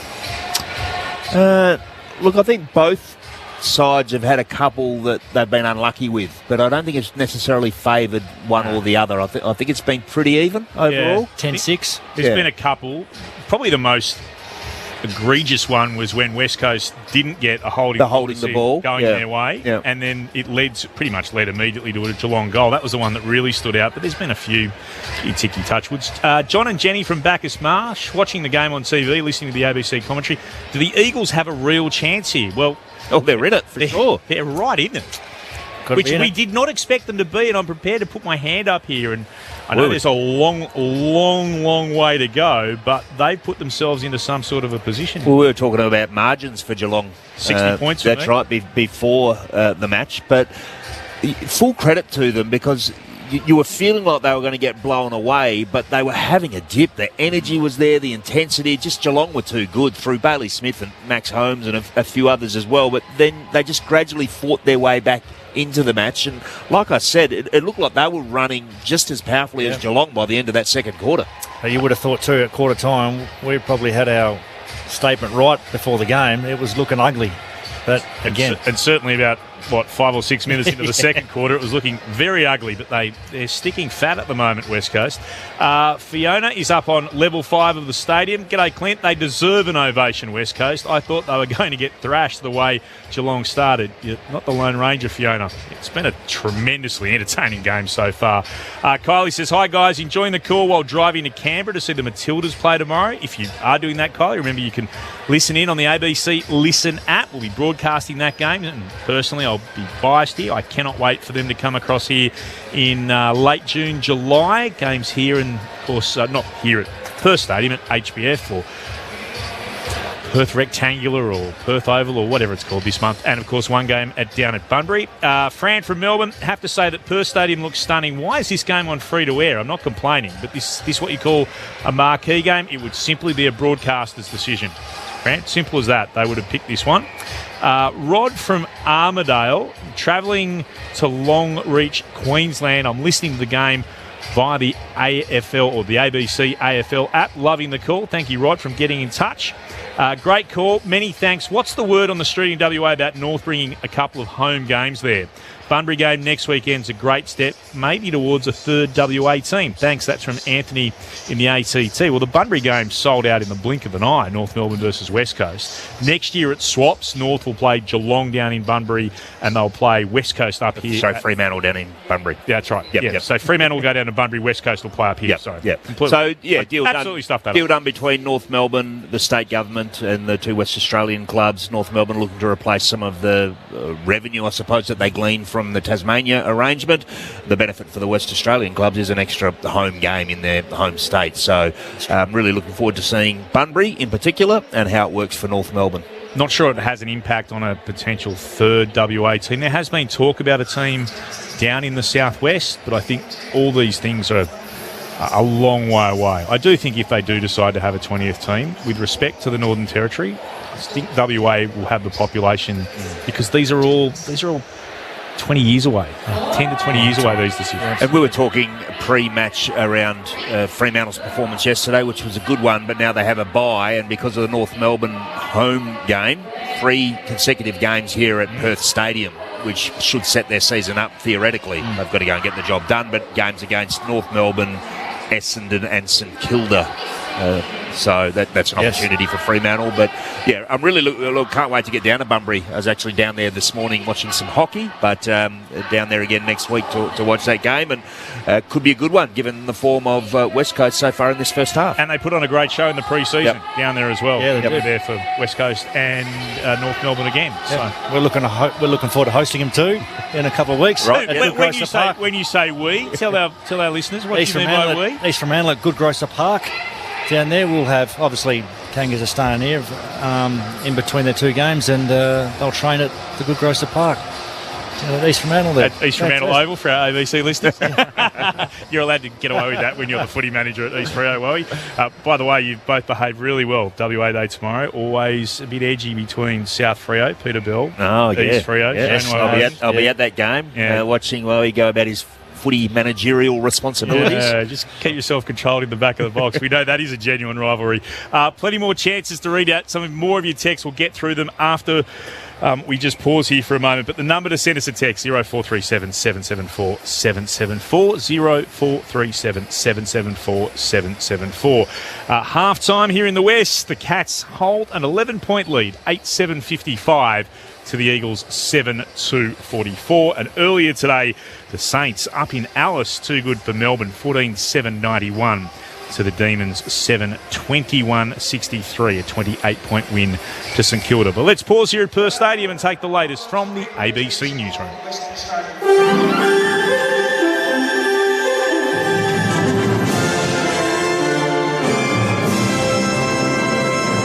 ABC News, I'm Thanmaya Navada. A Red Cross field hospital and multiple witnesses say dozens of people have been killed after Israeli tanks opened fire on people heading towards an aid centre in southern Gaza. The bodies of the dead and wounded have been taken on donkey carts from the site that was hit near a US-funded aid distribution centre in Rafah in southern Gaza. A local Palestinian journalist says that thousands of Palestinians had gathered early in the morning close to the aid centre when Israeli tanks opened fire. The latest deadly incident connected to the new aid mechanism occurred hours after Hamas gave its response to the latest US-backed ceasefire proposal. A senior Hamas official said the group had responded positively and responsibly, but the US envoy Steve Witkoff said that it was totally unacceptable. The BBC's Sebastian Usher reporting there, and the Israeli military says it's currently unaware of any injuries caused by IDF fire and that the matter is still under review. Hundreds have gathered in Sydney's CBD to protest the death of an Aboriginal man in police custody in the Northern Territory last week. A 24-year-old Warlpiri man died after being restrained by officers in a supermarket at Alice Springs on Tuesday. The man had a disability and was from the remote First Nations community of Yundamu. Speaking at a rally outside Town Hall, First Nations advocate Paul Silver told the crowd this is not an isolated incident. The grief is compounded, the injustice is magnified. How many times must one family, one community endure so much pain and trauma from this system? In the words of Uncle Ned, enough is enough! The Northern Territory Police Force has rejected calls for an external investigation into the death. The governing body of the South Australian Liberal Party has passed a motion calling for the federal party's net zero policy to be scrapped. The motion, which passed at a state council meeting yesterday, calls on the federal parliamentary Liberal Party to abandon its commitment to lowering emissions to net zero by 2050. The motion also urges investment in research and development for other forms of energy generation. A Western United player and one other man have been charged by Victoria Police after betting irregularities were detected in 4 A-League matches in April and May. A 24-year-old West Melbourne man and a 27-year-old Kingsville man were arrested and interviewed by police on Friday morning. The pair have been charged with a range of offences, including use of corrupt conduct information for betting purposes, and will appear before Melbourne Magistrates Court in July. Western United says it's taking the matter seriously and it condemns any action that compromises the integrity of the game. Both men have been suspended by Football Australia. Tasmania has marked an historic milestone with the official opening of the new Bridgewater Bridge, the largest transport infrastructure project in the state's history. The $786 million project links the main north-south highway system and was funded by the federal and Tasmanian governments. It's created about 1,000 jobs since construction began in October 2022. Prime Minister Anthony Albanese says the 1.2 kilometre long and 16 metre high bridge shows what can be done when all levels of government work together. This is, of course, 80% federally funded, but a great example of cooperation between the federal government and the Tasmanian government and local communities delivering for local communities. Polls have opened in Poland's presidential election, in which the mayor of Warsaw is facing a historian in a second-round runoff. The BBC's Adam Easton has more from Warsaw. The office is largely ceremonial, but this election is important because the president can veto legislation. The country's coalition government, led by the former European Council head, Donald Tusk, does not have a big enough parliamentary majority to overturn a presidential veto. Over the last 18 months, the current president, Andrzej Duda, has used this power to block some of Mr. Tusk's key campaign promises. The choice voters make will determine whether that obstacle is removed, allowing Poland to cement its role in the European mainstream, or whether relations between the government and the president remain in conflict. And a new rule from the English Football Association comes into effect from today, banning transgender women from playing women's soccer. The change follows the UK Supreme Court's decision in April that the legal definition of a woman should be based solely on biological sex. There are currently about 30 trans women registered to play in English amateur leagues. And you're up to date with the latest on ABC News. Ben Cameron and Corbin Middlemash from ABC Sport here. Alongside Paul Roos, Brett Delidio and Poppy Penny, we bring you all the latest AFL news from both on and off the field on the ABC AFL Daily podcast. You can hear it all on the ABC Listen app. Time to steady and pull the trigger! Get ABC AFL Daily podcast. It's your daily footy conversation. Find it on the ABC Listen app. This is the 2025 AFL Premiership season on ABC Sport. Graham, hand pass over the shoulder, only as far as O'Sullivan. Hand pass onto Smith. Bailey Smith saw the goals and he put it between the big sticks. Geelong, they get their fifth in the opening minute of the second term. Flynn got the free kick, kicks across the face of goal. Intercepted though by Close. Snaps back towards goal and he's kicked it. And the Eagles have been punished for another mistake in their back 50. Spills to Long. Kick inside 50's just too low for Allen. Tackled immediately. Did he have the ball? No. It was a low half volley. Couldn't take it. Was tackled in the process. Into Koning. The umpire says tackled him illegally. 45-degree angle to the right. Oscar Allen, the skipper, for goal number 2. Delivers. Oscar's got 2. The Eagles finally have their third, and it ends a run of 4 straight Geelong goals. Hewitt wins possession for the Eagles, kicks on the left foot, up the wing. Ryan there to Crum. Nice little handball back to Hewitt, who continued his run. Now kicks it onto the chest of Oscar Allen. That was a nice bit of play. 45-degree angle to the left, 40 metres out. Oscar Allen, is he having a night out? Yes, he is. He's got 3. Reid has it on the logo. Takes the bounce. Handball inboard to Archer Reid. Back to Harley Reid. Kick on goal. Is away to the right. Will Allen mark it? No. Ball's still in play. Couldn't take it. The Eagles captain, but the handball is a straight. Reid follows it up. Kicks on goal. Puts it through and punches the air. Got it to Flynn, then to Baker, kick inside the 50. Ryan was taken out of the contest, no free kick. It comes over to Kelly, who kicks on the outside of the boot and finishes with class. This is ABC Sports coverage of the AFL. On your radio. ABC Sport Digital. And on the ABC Listen app. The Cats and the Eagles are back out onto the ground at Perth Stadium. Clint Wilden with you alongside Mitch Turner in commentary. Our experts Peter Bell and Shane Woden. The Cats leading this one by 11 points. I wanted to save this text till just the right time, and I reckon it's that now. James in Kingsley. Great call, everyone. Mitch Turner leading by example on 720 ABC Perth radio play-by-play. Just like his playing days at Subiaco Colts in 2013. Hope tonight isn't like the 08 Eagles versus Geelong encounter when Bomber Thompson was eating a sandwich by the second half. I reckon that Chris Scott will not be eating a sandwich or a roll or whatever it was that Bomber was chomping into in that game famously, because this game is right there for the taking for both of these clubs at the moment. Richard from Geelong enjoying the call with the TV on mute. I'm a Cats, tragic, but I was a bit wary of Bailey Smith. A bit of a lair, I thought. Mea culpa, I was wrong. The boy is the real deal. And Tim Avardros, who says he's a Carlton fan, says, hey team, good call. Finally, the Eagles have a decent jumper. They must get rid of the royal blue and the cartoon eagle and yellow.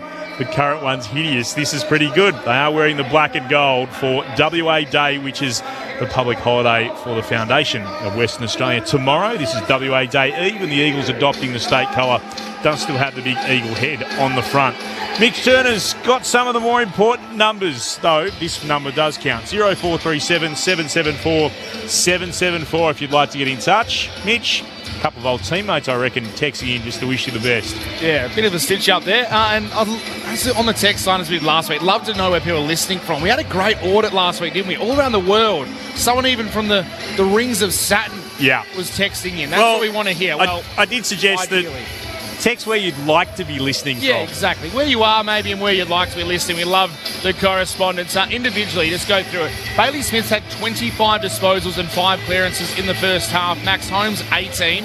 Then for the Cats, Stengel and O'Sullivan, 12 apiece. For the Eagles, 13 each for Liam Duggan, Liam Baker, Tim Kelly, and 12 to Tom Cole. The tackle count, 35 to 32, the way of Geelong. The clearances, though, 19 to 17. The Eagles have flipped that. They lead the hit-outs by 4 as well. The inside 50s have almost levelled it. It's now only 28 to 26, the way of the Geelong Cats. So they've almost brought it back to level pegging. And the marks inside 50, interestingly as well, is 8 to 5. So they've clawed that back a little bit as well, the Eagles. Nick's texting from Geelong, currently on the London Tube, listening via the app. Here for the cricket. Thanks, Nick, for getting in touch. Another correspondent, do let us know your name too. Travelling from Lake Como to Umbria. Enjoying listening to the game. Go Eagles in all caps. Let's see what they've got. And also, how will the Cats respond? Geelong by 11 points. Third term underway. Mitch Turner on ABC Sport. Interesting. Blix arms into the ruck against Flynn. Who can win the first possession? Atkins climbing all over the top of Hoff in the middle. No one could win it, clearly. Blitz arms eventually went back in and got it. Kick was over the head of Manor, his teammate. Neil tried to gather. Well done by Harry Edwards. Spun out of trouble. Got the handball to Baker. Almost turns it over. Eventually fell to Graham. His handball missed Hunt. Jimby was there, though, for the Eagles to gather and chip it up the southern wing and find Brady Hoff. We got given a bit of a job in the second quarter by the looks on Bailey Smith. Will he return to that role again? We'll wait and see. Hoff kicks inside the forward 50. Big fist came from behind to Koning. At ground level, though, Graham tried to step around Stewart, dispossessed, holding the ball. The Cats are out, and they take advantage. Manor kicks wide to Myers. Takes one bounce, takes 2. Then handballs forward to Max Holmes. We know he loves to run, but he ran without it. Spent it before he had it, Max Holmes. Left the ball behind, and it rolls out of bounds as he has a little slight chuckle to himself. Let that inside 50 slip. Ball will be tossed back in. About 70 out from the Eagles. It's the Geelong attacking goal. They lead by 11 points. Hoff alongside Bailey Smith still. Front position Stanley. Won it down for the Cats. That's clever from Dempsey. Just socket it forward into the right forward pocket. Cameron, did he get enough on it? Touched. As he was trying to get it across the line. I thought he might have been able to take the mark. His back was to our position, though. Umpire was right there. It's going to be a throw-in instead. Yes, he's just had it bobbled in his arms before he completed it as he crossed the line. Throw in again. Once more, Neil won it down. Punched away by Hoff, though. Went straight to Myers, right forward pocket. Kicked around the body. Well gathered there by Hunt for the Eagles. Gave it to Jinby. Kicks beyond defensive 50. Big pack there. Flying up in the air to Koning. Has he been paid the mark? No. It's across the boundary line. Yes. Couple of bobbles here and there, like beanies around the stadium. Nothing like a beanie without a bobble. Spinning back in again. Blitzarves, front position against Flynn, took clean possession, then it was held to him, couldn't get rid of it. Umpire will ball it up. Still at right half forward for the Cats. No change to that halftime score. 2.5 minutes gone in the third. Geelong by 11 points over the Eagles. Blitzarves to the front. Holmes roving, snapping around the body. Going back with courage was Baker. Left half back for the Eagles. He spilt the mark, was able to gather, get it across his former Tiger teammate in Graham. But his kick around the body falls in the lap of Atkins in front of Hewitt. So the Cats once again will win possession back in their forward half. Attacking side, the southern wing goes short to Myers. Still a kick and a half from goal. Decides to play on, runs to his left. No one comes at him. Able to spear the kick onto the chest of Stengel, who dropped the mark he should have taken. Handball back to Smith. Now to Atkins. Outside attacking 50. Kicks it inside. Dempsey jumped under the ball. And Baker's there at the back for the Eagles to clean it up, and he finds Hutchinson at right half back. Lex to play with a sweeping hand pass that missed its target in Dewar. Coming the other way. They had numbers here, the Cats. It comes to O'Connor eventually. Got it originally from Blitzarves, then worked it on in turn to Duncan. Moved it short to Manor. Close wanted it in the left forward pocket. It's the direction it goes in, and a great slips catch in front of him from Cameron. Might have even got to close nonetheless, but Cameron just floating across towards the boundary line, diving out. Great mark. Left forward pocket. He'll put boots of ball from 47 out. Using those long limbs, Jeremy Cameron there, very skillful player. Initially thought Manham went the wrong way. He had a free player on the fat side of the ground. Atkins. Didn't see him. Atkins it was, yeah. But found Jeremy Cameron instead. Pushes in the ends of the Sherrin. Going to go with it. Looks like the drop punt from here. Boots cross the 50, right up against the boundary line. He's missed left. So just the one goal tonight to Jeremy Cameron. 34 for the season. 8-8-56 the Cats score. 7-2-44 the Eagles. 4.5 gone in the third. Yeah, Ruben Jimby's done a good job on Jeremy Cameron tonight. He's kicked 10 goals across their past 2 meetings now, Jeremy Cameron. Mind you, 9 of those are all in the past meeting. Just the one tonight, as Clint said. Dewar, kick out duties for the Eagles. Kicks up to the wing. Henry did well to get a fist in. Knock it away from his opponent, Williams. The Eagles have won it back. The handball out in front of Long. Couldn't quite find the target. Now Hutchinson comes crashing in. He's taken to ground. And a nice tackle by O'Connor. Ball up on the broadcast side of the centre square here at Perth Stadium. Tapped down to Bailey Smith. Spun as he kicked it. Landed in the arms of Baker, who releases Duggan. The broadcast swing out wide. He kicks out towards Hewitt. Can't get there in the full. Takes it on the bounce, and De Koning is happy to see him out of bounds. About 60 metres around from the Eagles' attacking goal. They're kicking to the city end of Perth Stadium in this third quarter. Ball spun back in. Blitzarves, nice little back fist to Manor, who kicked it in the middle of the ground. Neal took possession, was tackled immediately by Harry Edwards. A cash photo downstairs. I mentioned in the first half that Liam Ryan was looking a bit sore. He's had the top of his left calf all taped up and spent this whole third quarter on the exercise bike. Flynn won it down, but it was straight to Myers. Threw it on the boot immediately, kicked towards commentary wing. Jimby tapped it down in front of Cameron, did well. Coming through, Bailey Smith couldn't gather. Marrick could. Not a great hand pass to Dewar. Picked it up, and then Smith got him. Ball up the call. Left half forward for the Cats.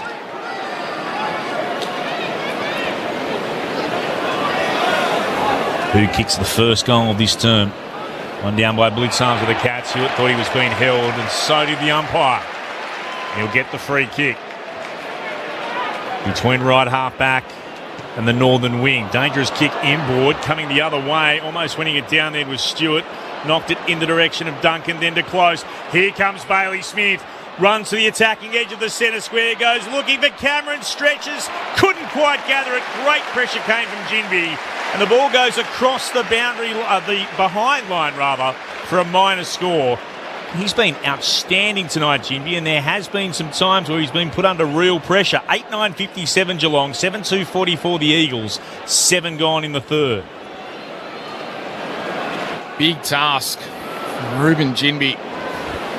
Stop one of the game's absolute best. Cole plays on from full back. Kicks a bit of a chop up out towards the wing. Marek, though, was in best position. Couldn't take the mark. falls to the Koning for the Cats, goes back in the Cameron direction, in front, can't mark. Jimmy did well again. He wanted a free kick. Umpire said, keep playing the ball as Cole kicks it out to left half back. Brockman took it on the half volley, spun around a couple of times and eventually went short to Dewar, who wants the long switch from one side to the other. Comes out to Marek on the broadcast swing. Further ahead to Brock, who does like to run the big man. Goes short, looking to Flynn. And it's cut off by de Koning. And now the Cats have the chance to go on the overlap. Stengel takes the mark. Plays on. Left half forward. Takes a bounce. Sells the candy. Kicks inside the 50. And the mark will be taken by Manor. And he'll go back and have the set shot 45 metres out. A bit of a slight angle to the left. Well, a couple of shocking turnovers from West Coast. Hewitt's wasn't punished. This one should be. This one should be from Sean Manor. You can't defend it. You're in offence as a team. One of those players we spoke about pre-game that Geelong have just found and turned into stars. A reliable performer for the Cats. Sean Manor, set shot. Goal umpire does not have to move. Manor puts it through, his first of the day, and the first goal of the second half goes the way of Geelong. 9-9-63 the Cats, 7-2-44 the Eagles, 19-point margin, 8.5 played in the third term. Mitch Turner alongside Clint Wilden for ABC Sport, our experts. Brownlow medalist Shane Woden, Australian Football Hall of Famer Peter Bell. Yeah, no way to defend it at all at the best of times, particularly when the ball's in Tyson Stengel's hands and he just waited until Manor was in a dangerous spot in space. Big key back, Sandy Brock. Good, came back inside. Probably should have gone long to a one-on-one inside 50. Ball back in the centre. A great bounce from the umpire. They decided to let it play. Stanley won it down. Holmes got it back to Stanley. Got it back to Holmes, who kicks to Manor at centre half forward. And he stabs the pass and finds Henry of the Oliver variety, marking pretty much uncontested on his own. He's in line with the left hand behind post. He's no more than 25 out. I know the rule's the rule, but that was just so much to Geelong's advantage then. He'll snap around the body here, Ollie Henry, and he puts it through. They've got back-to-back majors to start this third term. 10-9-69 the Cats, with Ollie Henry kicking his second. The Eagles 7-2-44. As I mentioned, 10 gone in the third. Agree totally with the bounce. Yeah, it was entirely over to Geelong's side of the circle, and Max Holmes just set it up, and the end result is a walking goal, really. It would have been right on the edge of the outside of the two circles, but even from where I saw it was there to be played on, but from the moment it hit the deck, you're like, no, that's not great. Results in a Geelong goal, their 10th. 10-9-69, the Eagles 7-2-44. As the umpire waits the appropriate time to reset proceedings. Bounce it up in the air. Good bounce. Gets a nice cheer from the crowd. It comes down the Eagles' way as well. Harley Reid with a clearing kick up towards left half forward. The Cats, though, win it back. O'Sullivan, so athletic, running off the defensive 50. Gone it to Holmes. His handball out in front of Dempsey. Goes out of bounds and also earns a bit of a jeer from the crowd. They have a lot of athletes, though, these Cats side. They can just run, and for a number of years their age has been talked about, but now they're just full of these genuine athletes. A few of them around this stoppage. Reid went without it for the Eagles. Graham gathered, broke the tackle of Stanley, then gave a nice little fend off to Manor, set up his teammate into a difficult position, though, in Brockman, who's tackled, and the umpire will toss the ball up. Attacking side of the southern wing, favouring the Eagles. They trail, though, by 25 points. Question coming on the text line about Liam Ryan's age. Instrumental in beating Geelong in a grand final. He's 28 at the moment, Liam Ryan, as the Eagles move it inside forward 50. Here's Tim Kelly. A hand pass over the shoulder to Cole. Step back outside his forward 50. Found Graham, and that's a good mark to Marek up against close. in line with the right hand behind post. He's bang on 50 out as he hit the turf after taking the mark. He would have landed on the 50-metre arc. He is a long kick, Marek. You'd expect this would be in his range. He's a popular fantasy football selection this year as well, so I reckon half the nation will be riding this home. Hasn't kicked a goal yet. 20 years of age. A number of players at the Eagles have had success in selecting in the mid-season draft. Taking a pick one in 2023. And he comes, looking for his first of the season. It's an absolute helicopter that will land in the goal square. Trying to kick it over his head. Williams, he's just missed. He was at left full forward. Went left. Minor score. Tried the Nate Caddy. Yes. 10-9-69 to 7-3-45. Cats over the Eagles. 13 gone in the third. Well, Geelong go quick. The kick wasn't perfect, but it fell off hands to Duncan. Now to Mullen. Handball in front of Smith. Cole was there to meet it for the Eagles. Won it. Handballed to Brockman at the moment. They win it back. Graham. Back to Brockman. His kick just into the outstretched arms of Jack Williams. It's courageous defence from Cole. He came forward, left his man, and got a turnover. Williams spears the ball to half forward. Reid marks it. 52 out is the man on the mark. Thinks about playing on, and then the umpire pulls him back on his line, which I'm not sure. I guess he's entitled to. The signs is within range. I'm not sure if there's a set rule for when they pull you back on your line or not. You could almost go the journey here, Harley Reid. Man on the mark is 52 metres out.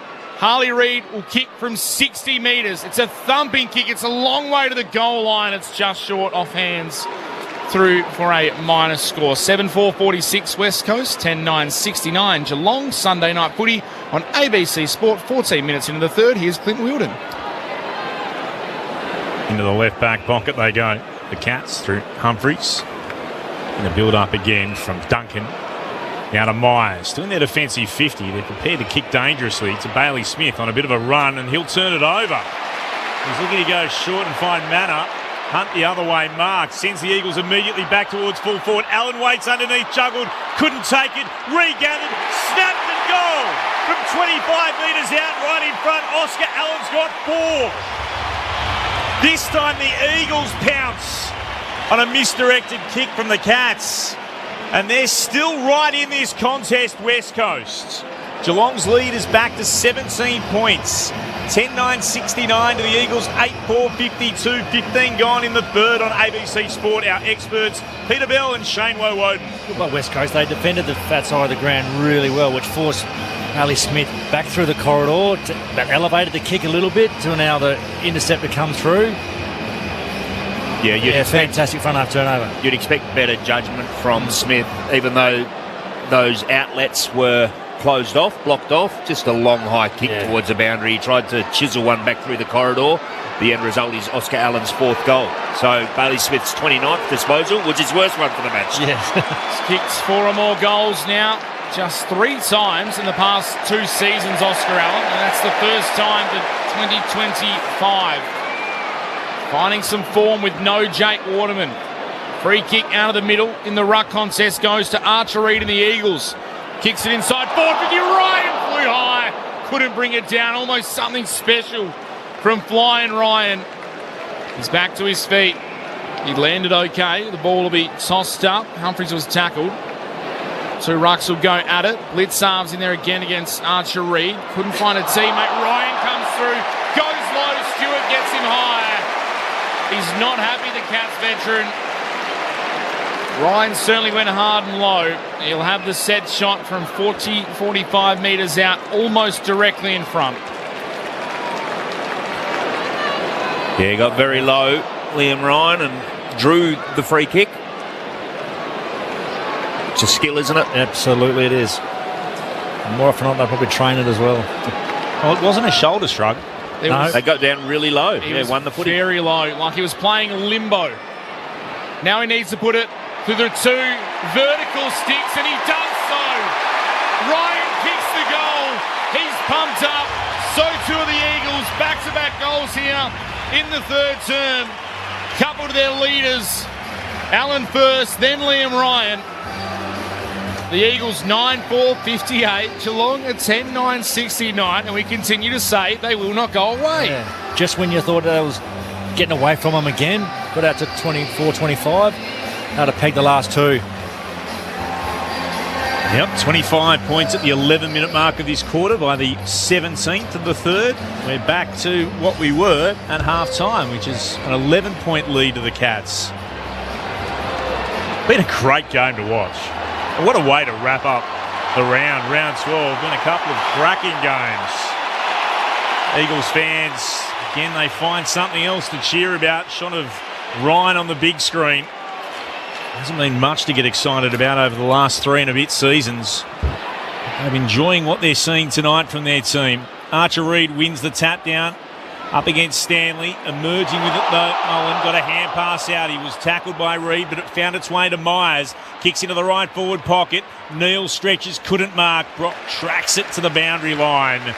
It's over for a throw-in. Out 35 out from the Cats attacking goal. Excellent leg drive there from Mullen out of the centre. Tested the tackle and managed to get his arms free for a great clearance. Been strong momentum swings in every quarter so far. The Eagles are on one at the moment. Will that continue? Archer Reid palmed it down. Baker, hand passed it, no one in particular. It's there to be won.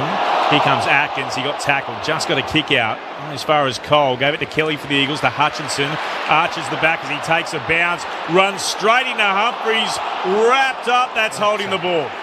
Lawson Humphries, great tackle. He's got him at right half forward. Humphries, ball in hand. Told us pre-game he's been working on his physicality. He's on display there. Runs on to the left boot. Kicks into the right forward pocket. Or flying and almost marking was Ollie Henry. Couldn't. Comes back to the Eagles. Cole to Dewar to Baker, who's clearing kick. Finds Oscar Allen a long way from home. Defensive side of the centre square. Gave it to Baker, who casually took a bounce and somehow avoided the contact. Off to Hunt. Then to Dewar. Back to Baker. Now he's on centre wing. Kick up towards Ryan. Can't mark. Hewitt continues to tap it forward. They're inside forward 50 now, the Eagles. Long, clever tap over the top of Graham, who's met a solid tackle. Can he get rid of it? Eventually he does. Gets it out towards Hunt, who can't bring it in. It's out of bounds. That was just surge mentality. That's the Andrew McWalter way. That had shades of Richmond about it. Didn't it? Just a wave of West Coast, well, dare I say it, black and yellow runners tonight. Toss back in, 40 metres out.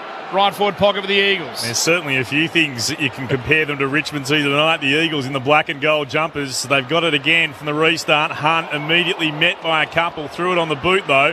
Punched forward by Duggan.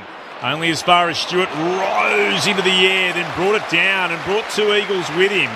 Ryan wrapped him up one side, Allen the other. Ball up inside West Coast forward 50. 35 out from their attacking goal. Rucks are more interested in each other. Umpire spotted a decision. It will go the way of the Cats.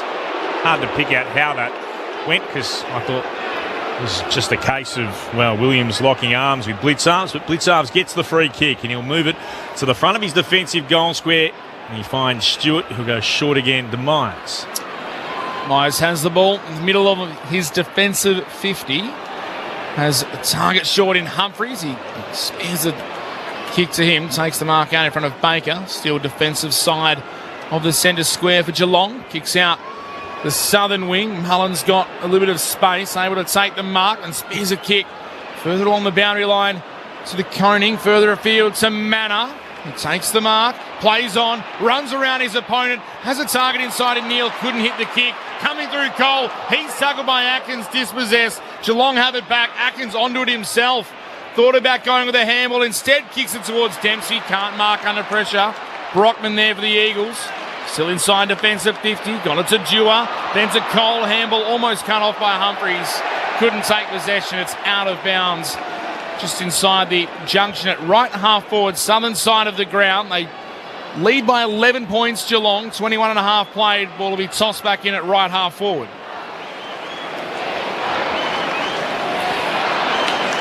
West Coast fans trying to get the Eagles chant going. One down by Stanley, taken by Hewitt, kicks beyond his defensive 50, the left back pocket towards the southern wing, and well read, marking over his shoulder, Jack Henry. It's I mentioned before, game 150 for him. He'll bring it inboard to O'Connor. Mark's just behind the logo on the southern wing. To the centre square. Comes to Holmes, and he looks to work it out to DeConing. Marking now on the northern wing. We'll just pop it short. And nicely on to Guthrie. This is more controlled football for Geelong than we've seen in a while.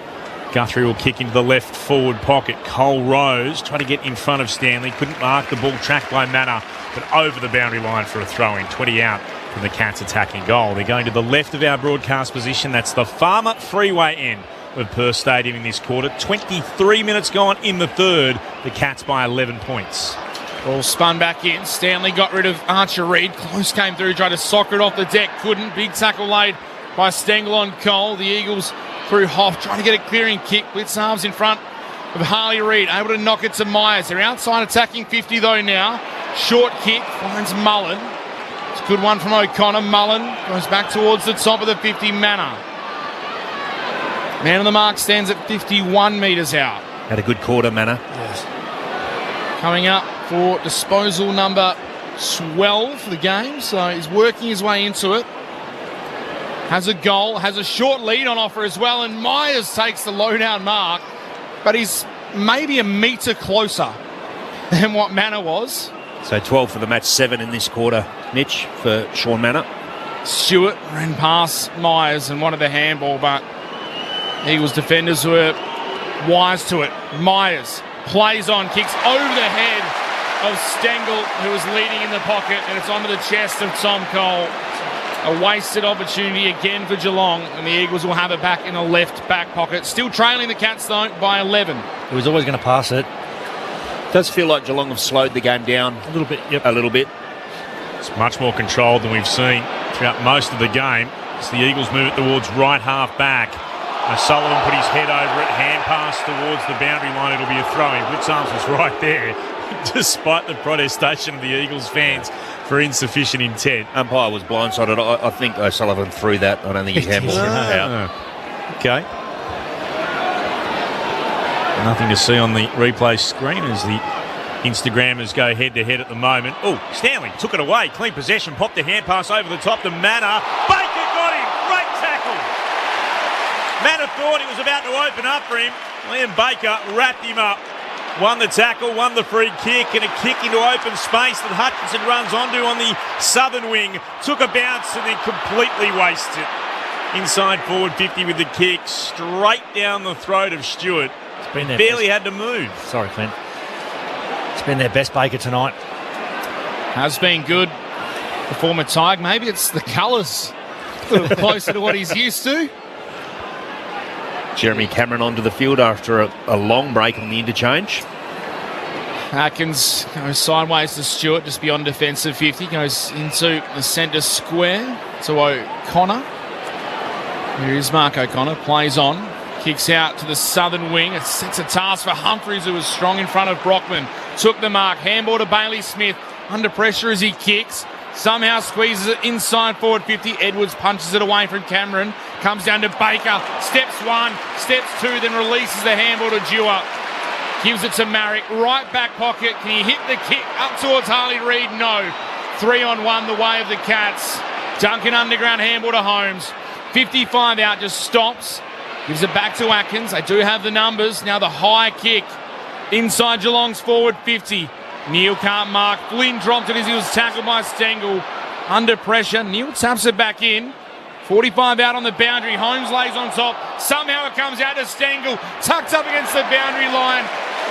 Not that special on this occasion. Straight into the behind post. Out of bounds on the full.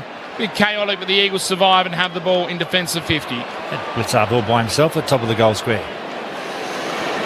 Hope you're enjoying the coverage. Thanks to ABC Radio. This is ABC Sport Sunday night footy from Perth Stadium as Hutchison decides to kick it long towards right half back. Gindy was able to hold Holmes legally, and then Flynn floated through and took the mark. Moved it on short.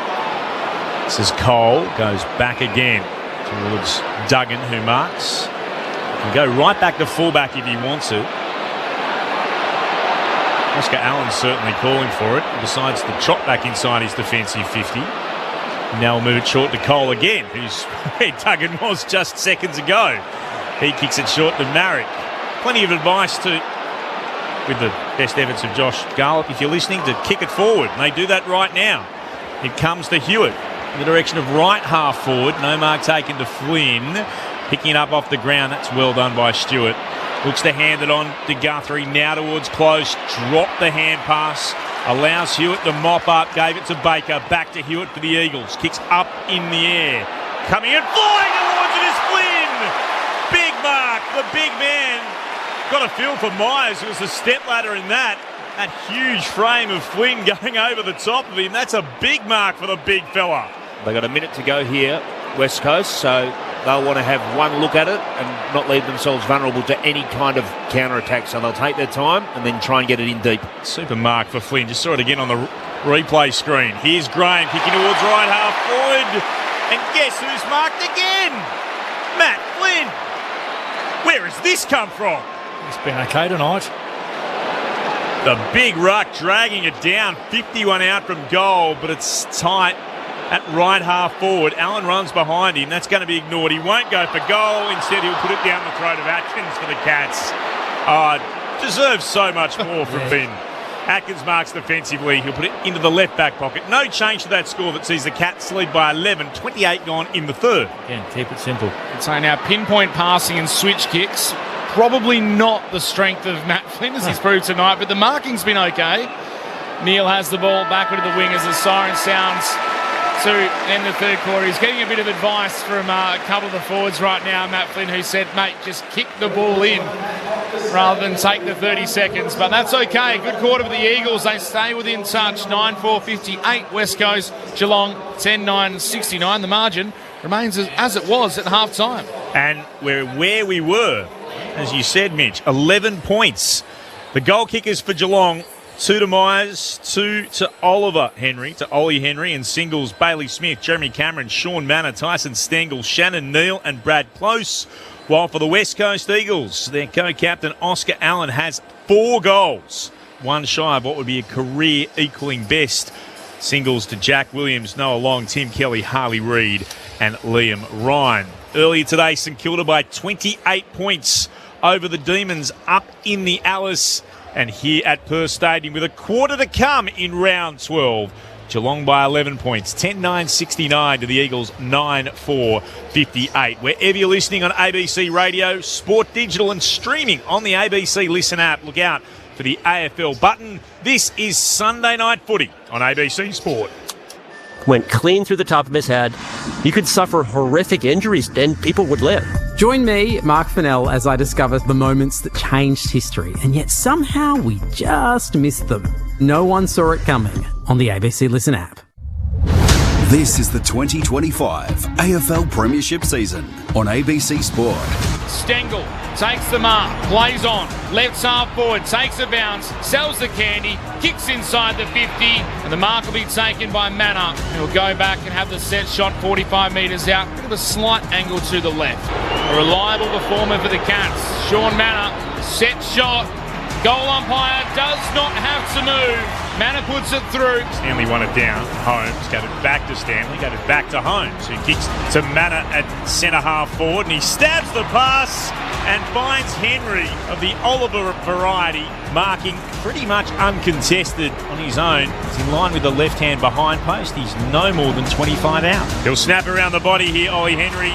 And he puts it through. They've got back-to-back majors to start this third term. Bailey Smith on a bit of a run, and he'll turn it over. He's looking to go short and find Manor. Hunt the other way. Mark sends the Eagles immediately back towards full forward. Allen waits underneath, juggled, couldn't take it, regathered, snapped and goal! From 25 metres out, right in front, Oscar Allen's got 4. And they're still right in this contest, West Coast. 2 rucks will go at it. Litzarm's in there again against Archer Reid. Couldn't find a teammate. Ryan comes through, goes low, Stewart gets him higher. He's not happy, the Cats veteran. Ryan certainly went hard and low. He'll have the set shot from 45 metres out, almost directly in front. Now he needs to put it through the 2 vertical sticks, and he does so. Ryan kicks the goal. He's pumped up. So too are the Eagles. Back-to-back goals here in the third term.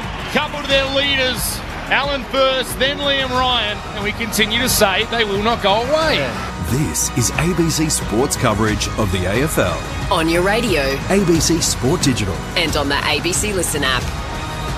A couple of games to bring you full-time scores in the soon-to-be National Rugby League. The Warriors 36 have beaten the Rabbitohs 30, the Panthers 18 over the Eels 10, and the Raiders 26 to the Roosters 24. Here at Perth Stadium, a quarter to come in round 12. It's been a hugely entertaining game so far. And the Cats lead 10-9-69 to the Eagles 9-4-58. What have you made of things? Peter Bell, Shane Woden for ABC Sport. Well, that margin is about right for where the match is at. Geelong have been the better side, but West Coast have just gripped and clawed and fought their way into maintaining in some sort of contact with Geelong to a point where at three-quarter time it's a winnable game for the Eagles. Now, a few things would have to go their way, obviously, against a more experienced opponent.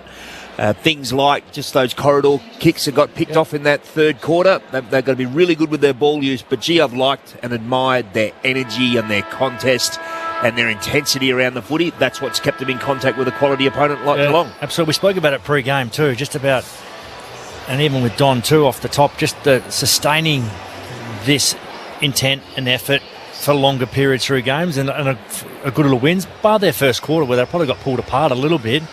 They've been terrific, and they're about to hang in there. And that's a win for West Coast right now, who are sitting at the rear of the table. Young team out there, and they're putting up a fight. It's been good to see. Been superbly led by some of their leaders. You mentioned Liam Baker. He's been exceptional. Duggan's had a good night. I think Kelly's been high impact for his disposals. Not a massive disposal night with 15 or so, but it's been quality. His hands have been great and really released players into space. The subs will become really important. So Bo Allen for West Coast and Closey for Geelong. Allen's a a very good athlete. So it'll be interesting to see what kind of run he can provide for West Coast, and it's a pivotal time to come into the match. Some of the numbers heading into the final quarter here at Perth Stadium. The clearance count 29-26, now favouring the Eagles. The tackle count 50-42, favouring Geelong. The inside 50s 41-35 Geelong's way. And the marks inside 50s 12-6. But the Eagles ahead in that clearance number individually. Bailey Smith, a little quieter that quarter compared to his first half, 30 disposals. Max Holmes has 25 with 813 metres gained. Brian Myers has 20 for the Cats. For the Eagles, Liam Baker, he's been terrific. He's up to 24. Tom Cole, he's up to 22. And Jack Graham has had 17 touches. The main number, the Cats, they still lead on the road by 11 points. Scotto says, "Hi lads, I thought the fluffy ball in a beanie was a pom-pom. It can be a pom-pom. It's also a bobble. They have bobble-hatted beanies as well." You know, I didn't know that. I didn't know that. When you were talking about that, I didn't know that we were referring to pom-poms. Yeah. A bobble hat. All over the big issues at three-quarter time. I let you do the serious stuff first before we just diverge. Google bobble hats. You'll see the pom-pom on the top of the beanie. Now back to the serious stuff. It's been a great game, an absorbing contest.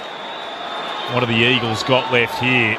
The Cats will be expected to win, and that is a shocking bounce and must come back.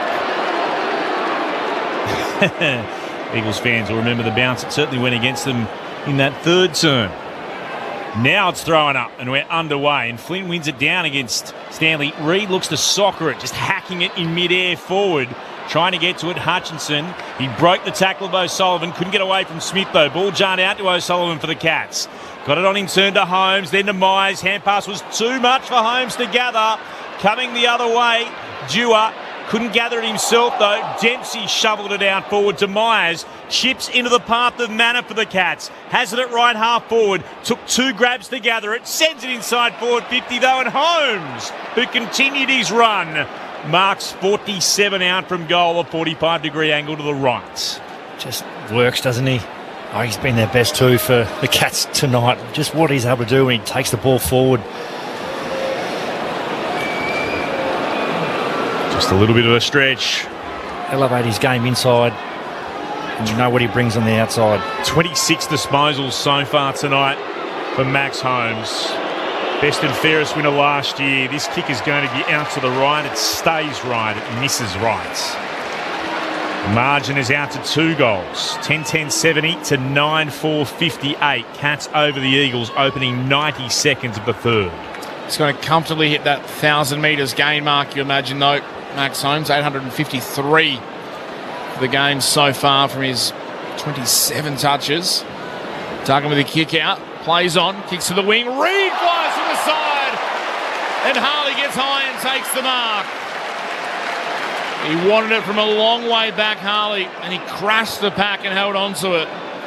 Now needs to do something positive with the ball. He sets it up high for Hewitt, who, in the end, didn't try to mark it. Just punched it forward to Hutchinson. Worked out okay. Handball on to Marrick, looking for Archer Reid. The Cats had a couple of defenders in there, and in the end, under a bit of pressure, they spoil it out of bounds.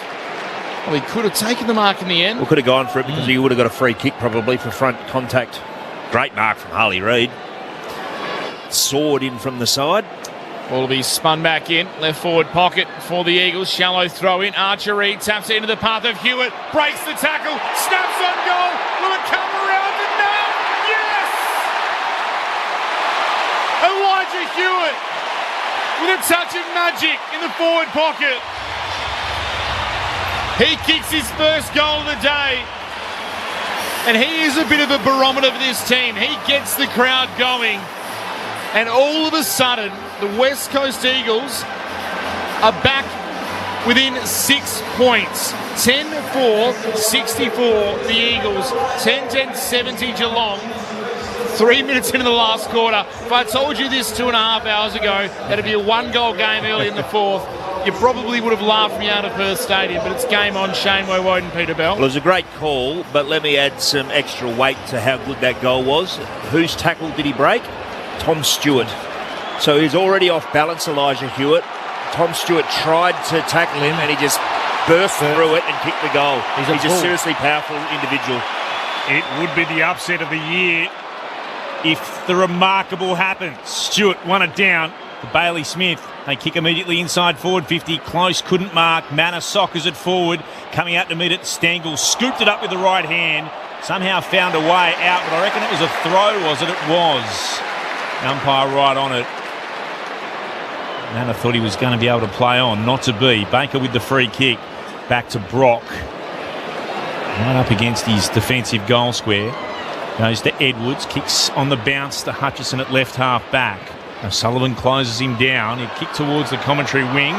2-on-1 in favour of the Cats, but it's off hands. And Reid breaks the O'Connor tackle, shoved him away. Reid from centre wing moves it infield. Here's a chance again for Duggan. Kicks back into the middle of the park and finds Kelly, and Kelly will flare it out towards right half forward. A chance to build up again through Dewar. Dewar has the ball, kicking a half from goal. Looking for a target in the pocket. Has a lead. Ryan comes out to meet it. It's over his head. And Stewart marks the ball for the Cats. In the left back pocket, will have a chance to find a target for Geelong. But the Eagles are doing a good job closing down the options. Eventually has a short one in front of goal. Bailey Smith, who now has an option further afield at right half back in Duncan. Just beyond defensive 50. Can go short. Up the wing to O'Sullivan. They're being much more patient at the moment, the Cats. The Eagles are forcing them to go slow. Kick from O'Sullivan up the wing. Stanley can't mark. Dempsey robes it beautifully. Takes a bounce. Takes a second. Takes a third. Runs to 20. Can he finish? Ollie Dempsey! No. Come on, Ollie. Gave him the build-up. He let us down. 10-11-71 the Cats. 10-4-64. The West Coast Eagles, 5.5 minutes played in the final term. Sunday night footy on ABC Sport. Gee whiz. Wouldn't put my house on him, but you would have thought he would have converted for the Cats from there. The Eagles beyond defensive 50. Kicking to a pack at left half back. It's slapped forward. Emerging with it, Hewitt, and he shares it with Marrick. Back to Hewitt. Moved it on centre wing. Kick towards left half forward. Now it's with Ryan. Puts it over the top to Kelly. 52 out from goal. He spots a teammate inside forward 50. Long leading out, marking. In line with the left hand behind post, he'll put boots a ball from no more than 35. Some gut run again from Hewitt, but again, the class of Tim Kelly wasn't panicked, wasn't phased, waited for a player to present, and that player was Noah Long. Beautiful kick from Kelly. It's already one goal tonight, Noah Long. This would be enormous if he kicks truly. He's put it out to the right-hand side. A minor score. So back to within a single kick. 6 points the difference. 10-11 the Cats, 10-5 the Eagles. 7 gone in the last. Handy point, some would say. Straight kick the margin, as Clint Wilden says. Humphreys to Stewart from the kick out. He goes wide to the southern wing. Duncan can't mark. Handballs it in front of Mark O'Connor, who just soccers it forward to Manor. Takes a bounce on the southern wing. Kicks up towards Stangler, who's leading out. 70 from home. Marks. Plays on. Kicks to the pocket. Wants a mark. Can't get it. Holly Henry knocked away by Cole. Ball still in danger, though, for the Eagles. Players are crashing in. Neil lays a tackle. They'll have a ball up right next to the attacking goal square, the Cats. Margin 6 points. They'd love a bit of breathing space. Stanley taps it down. Couldn't find a teammate. Cameron's in there hunting after it. Now he becomes tackler. Hunt the one wrapped up. Ball's a couple of metres from the goal. Stanley taps it back into the corridor. Crashing through is Dempsey. Spins out of the pack. Snaps around the body. Kicks the goal. He missed his last chance. He wasn't going to miss this one. Dempsey snaps the goal. He gets his first of the day. Surprising, considering he's had so many cracks at running inside 50, but it's a much-needed one for the Cats. It just gives them that breathing space. 11-11, 77 Geelong, 10-5, 65 West Coast, 12-point margin restored. He doesn't play the standard wing structure inside forward 50 that most other clubs do. Then he went into the contest, lost his opponent, popped back out, all by himself, picked up a ground ball where Marek wasn't to be seen. Yes, it's just does his own thing in those areas. Well, a lot of wingmen are really just closing off at a forward 50 stoppage like that. They're really just protecting some space, but he's right in there at the goalface. Both subs still available to be activated in Allen and Closey. And from the restart, the Eagles will look to try to take it away. Graham was strongly tackled by the Cats ruck. Stanley got him. Ball up will be the call here, just on the outer edge of the two centre circles. Flynn versus Stanley. Stanley got the more telling tap down, got it forward to Manor, who gathered it immediately. Kicks long towards full forward. Jimby battling up against Cameron. Jimby went to ground. Cameron could gather in straight into a Cole tackle. We've got a hand pass out. Stengel! Stengel puts them 3 goals up. Eagles fans don't like it because of the challenge between the two full forwards. Stengel, meantime, didn't care. He's kicked his second. And they're out to a 12-11, 83 to 10-5, 65 lead. 18 points the margin in favour of the Cats. What did you make of the decisions? The tackle on Cameron was one. It looked like he got the hand pass out straight away, and the battle between Jimby and Cameron before that, Peter Bell and Shane Woden. It was a front-on contact. Front-on contact, yeah. And that's what the home crowd were baying for. It was ignored, but yeah, that, to my understanding, in a marking contest, you make front-on contact. It's a free kick against. Jinby's been very good on Cameron tonight. But Cameron creates that one for the Cats. So you're watching it again. The more you look at it, absolutely certain. Yes. Yeah. Looks like front-on contact for all of us, I think, in the box here. The Eagles have a chance, though, to go forward. Ryan out of the middle to Flynn, to Duggan. Kicks inside the 450. Jack Williams punched away by De Koning. Ball spills down. The Eagles trying to rove it. In there is Brockman. Got it to Graham. Couldn't take possession. Hoff goes in. Now Brockman can take it cleanly. Gives it to Jack Williams. Off to Dewar. Off a step from 50 right to the goal line. And he does it at both ends, Ollie Dempsey. He's right there to punch it through. He works forward. He works back. That's more your traditional wing role, to get back there and help out the defence. Ollie's revolutionised it. Minor score 10-6, 66. West Coast 12-11, 83. Geelong margin is 17 points. 11 minutes played in the final term. Cats have moved it down towards left half back. It's Duncan. Holds the ball in the left hand. Goes short. Almost chopped off.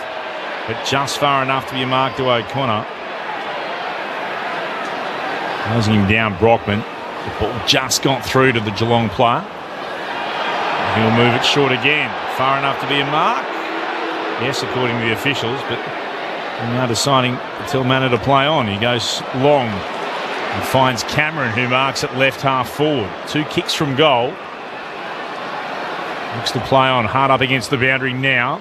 Sends it towards the left forward pocket. Massive pack up and emerging with the mark, Stanley. Got his hands up, surrounded by players. Drags in the footy. That's a fine mark. Thought about moving it on quickly by hand, and then that's ignored. Manor was lurking. Instead, he's going to snap around the body. About 35 metres out from goal. Twirls the Sherrin around in his hands. Snaps with the set snap on the right and gets it to go through for a major. He's got his first. And the Cats are taking control midway through the final term. As you'd expect with the Cats, the cream rising to the top. Geelong by 23 points. 13-11-89 to 10-6-66. 13 gone in the last.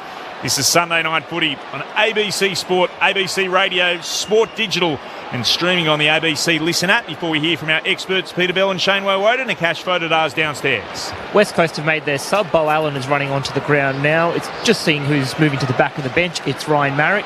Meanwhile, for Geelong, a little bit of concern. Max Holmes just having some treatment on a hamstring issue on the bench. You know, he's got a history of hamstring issues. Forced him to miss that premiership win back in 2022. Hopefully Max Holmes is okay. His partner in crime, Bailey Smith, though, he's won the clearance, kicks it out towards half forward for Geelong, and a free kick has been spotted against Allen, who's just come onto the field. Against the sub, it's going the way of Brad Close, who is too far from goal. So he sets it up into the path of Cameron, can't mark. Jimby takes it off hands, gives it across to Hunt, whose kick outside defensive 50 is a little too hot for Noah Long. He takes Close out of bounds. We have Long, we have Close, we have all the measurements and different ways of calling things. They're all out there at the moment. It's the Cats by 23 points. 14 minutes played, still time for West Coast. Ball spun back into play. Right half forward for the Cats. One down here by Stanley. Trying to get out after it. Manor gathered on the bounce. Right half forward. Kicks towards right full forward. Cameron was waiting. It's taken to ground by Jinby and then making sure the ball went over the boundary line. It's punched there by Brock. Smashing it into the fence. Loved Sean Manor's second half particularly. He's given Geelong a lot of drive. 42,501 the official attendance. Again, the Eagles fans turning up in big numbers. The restart. Cameron, surely incorrect disposal. Got tackled by Jinby as he tried to work himself around to get a shot at goal.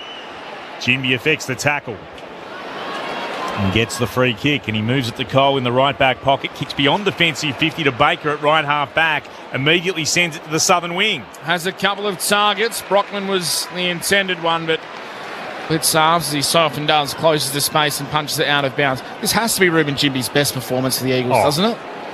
Absolutely. Well, the quality of opponent. Yes, genuine defender. Playing one of the modern great forwards in Jeremy Cameron, and he's kept him so far to one goal from the restart. Boundary throw in. Hewitt gave it to Hutchinson, who thought he was taken high in the tackle. Bit of a delayed call, but the umpire eventually blew the whistle. It's been an open game, 50 inside 50s, and Jimby's kept Cameron to one goal. That's a superb effort.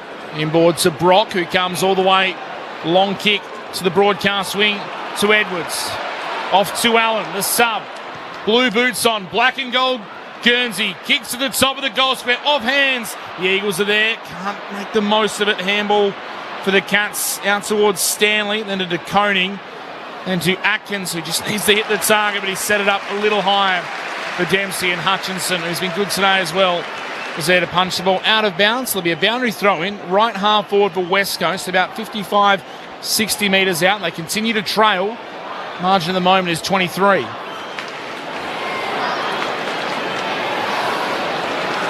Ball put back into play. Stanley against Archer Reed. Stanley won it down to Dempsey. Hand passed over the shoulder. Mullen couldn't gather. Knocked forward here, but only as far as the Eagles through Allen, and gave it to Baker, and then stabs the pass inside forward 50, and out to mark is Jack Williams. Great kick. Low, flat and hard. Gave the defence no chance. Williams looking to add to the one goal he's already kicked tonight. He'll kick from just outside the 50-metre arc and will start in line with the right-hand behind post. Marek was a surprise sub for me tonight. I think he's been okay. As he's injured. In comes Williams. Good-looking kick. Great-looking kick. It's a goal. He's got two. And like they've done all night, the Eagles will not go away. They hang around again, bringing the margin back to under 3 goals. Geelong's lead cut to 17 points, 13-11-89 to West Coast 11-6-72 in the 18th minute of the last. Peter Bell and Shane Woden, our experts on ABC Sport, on ABC Radio, Sport Digital and the ABC Listen app. You're right, Clint. There's been a pattern. West Coast have just managed to find a goal each time that Geelong have threatened to blast the game open. And a big kick from Jack Williams. Baker, who Shane Woden has been talking about as being West Coast's best player, and I agree. Also a factor in that score. The Eagles fans trying to give one last push. Still time to close the margin. Ball back in the middle. Archer Reid v Stanley. Tap down to Harley Reid, who's met by Bailey Smith. There's a little bit of a tackle, a wrestle, a cuddle. Couldn't quite tell. Not sure it was all that friendly. Ball's tossed back up in the air, out into the path of Baker and Reid. Baker got there first. Harley Reid went back in, just tackled Stanley to the ground. Ball came out to Dempsey, got it on to Bailey Smith, front of the stoppage, kicks inside the forward 50, race back to the ball. Who gets there first? Edwards to the Eagles, tackled. Spills out to Cameron. Oh, this would be heartbreaking for Ruben Ginbey. He's done so well all night. Cameron was able to gather, snap around the body and get a second. And not sure that was the young Eagles' fault either. He just came out of the pack. It all went to ground. Cameron was the only one that emerged. So you see the replay.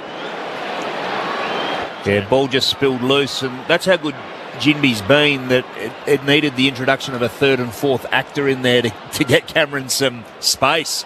And he's just the master of the angle, isn't he, Jeremy Cameron? Mm-hmm. He made that look so easy. It was so quick from hand to foot.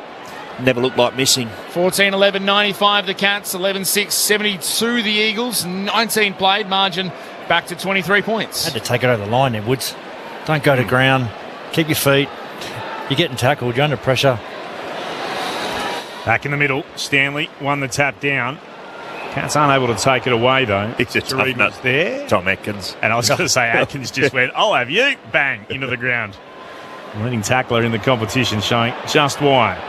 From the restart, no one really got to it cleanly until Baker went bursting through. Umpires spotted a free kick here. It's coming back to the Cats. It'll be eventually brought back here. It's going to come to Henry of the Ollie variety. Just pauses for a moment. There's a short option on to Duncan if he wants it by hand. That's ignored. Instead, he'll stab it to Guthrie, who turns and immediately goes and kicks into the left forward pocket. One-on-one battle there. Edwards was able to get a punch away up against Neal, tracking it. Blitzarves takes it back over the boundary line, deep in the left forward pocket. 40 out from the Cats attacking goal. They're heading to the right of our broadcast position, the city end of Perth Stadium, in this the final term, and they lead by 23 points. Good crowd here at Perth Stadium on a Sunday. They're hoping for an Eagles win, but it's been competitive. The Cats still have their measure. Tackle laid by Stengel in the forward pocket. You wouldn't think they'd risk Holmes now, would you? You'd think they'd ice him up. He remains on the bench. They do have the sub available in Ted Closey. Reid took it from the stoppage for the Eagles, gave it across to a teammate who snapped it straight to Brian Myers, who marks 40 metres out from goal. Slight angle to the left. Been a star again tonight, Brian Myers. Been very good. His ability to link up through transition and so clever and renowned as that, one of the best inside 50 kicks in the AFL. It was Hutchinson who kicked it straight to him. Only has 4 goals, including his 2 tonight for the season. Would dearly love a third. Brian Myers from 40. That trademark arc around, and that's the way the ball went in the end. It misses to the right. 14-12, 96. Geelong 11-6, 72 the Eagles. 21 minutes played as they go quick. They do towards right half back, but they can't find Ryan, who they were hoping to get. Said Blitzarves marks, hands it on to Bailey Smith. Now to Cameron. Cameron 70 from goal, left half forward. Kicks towards full forward.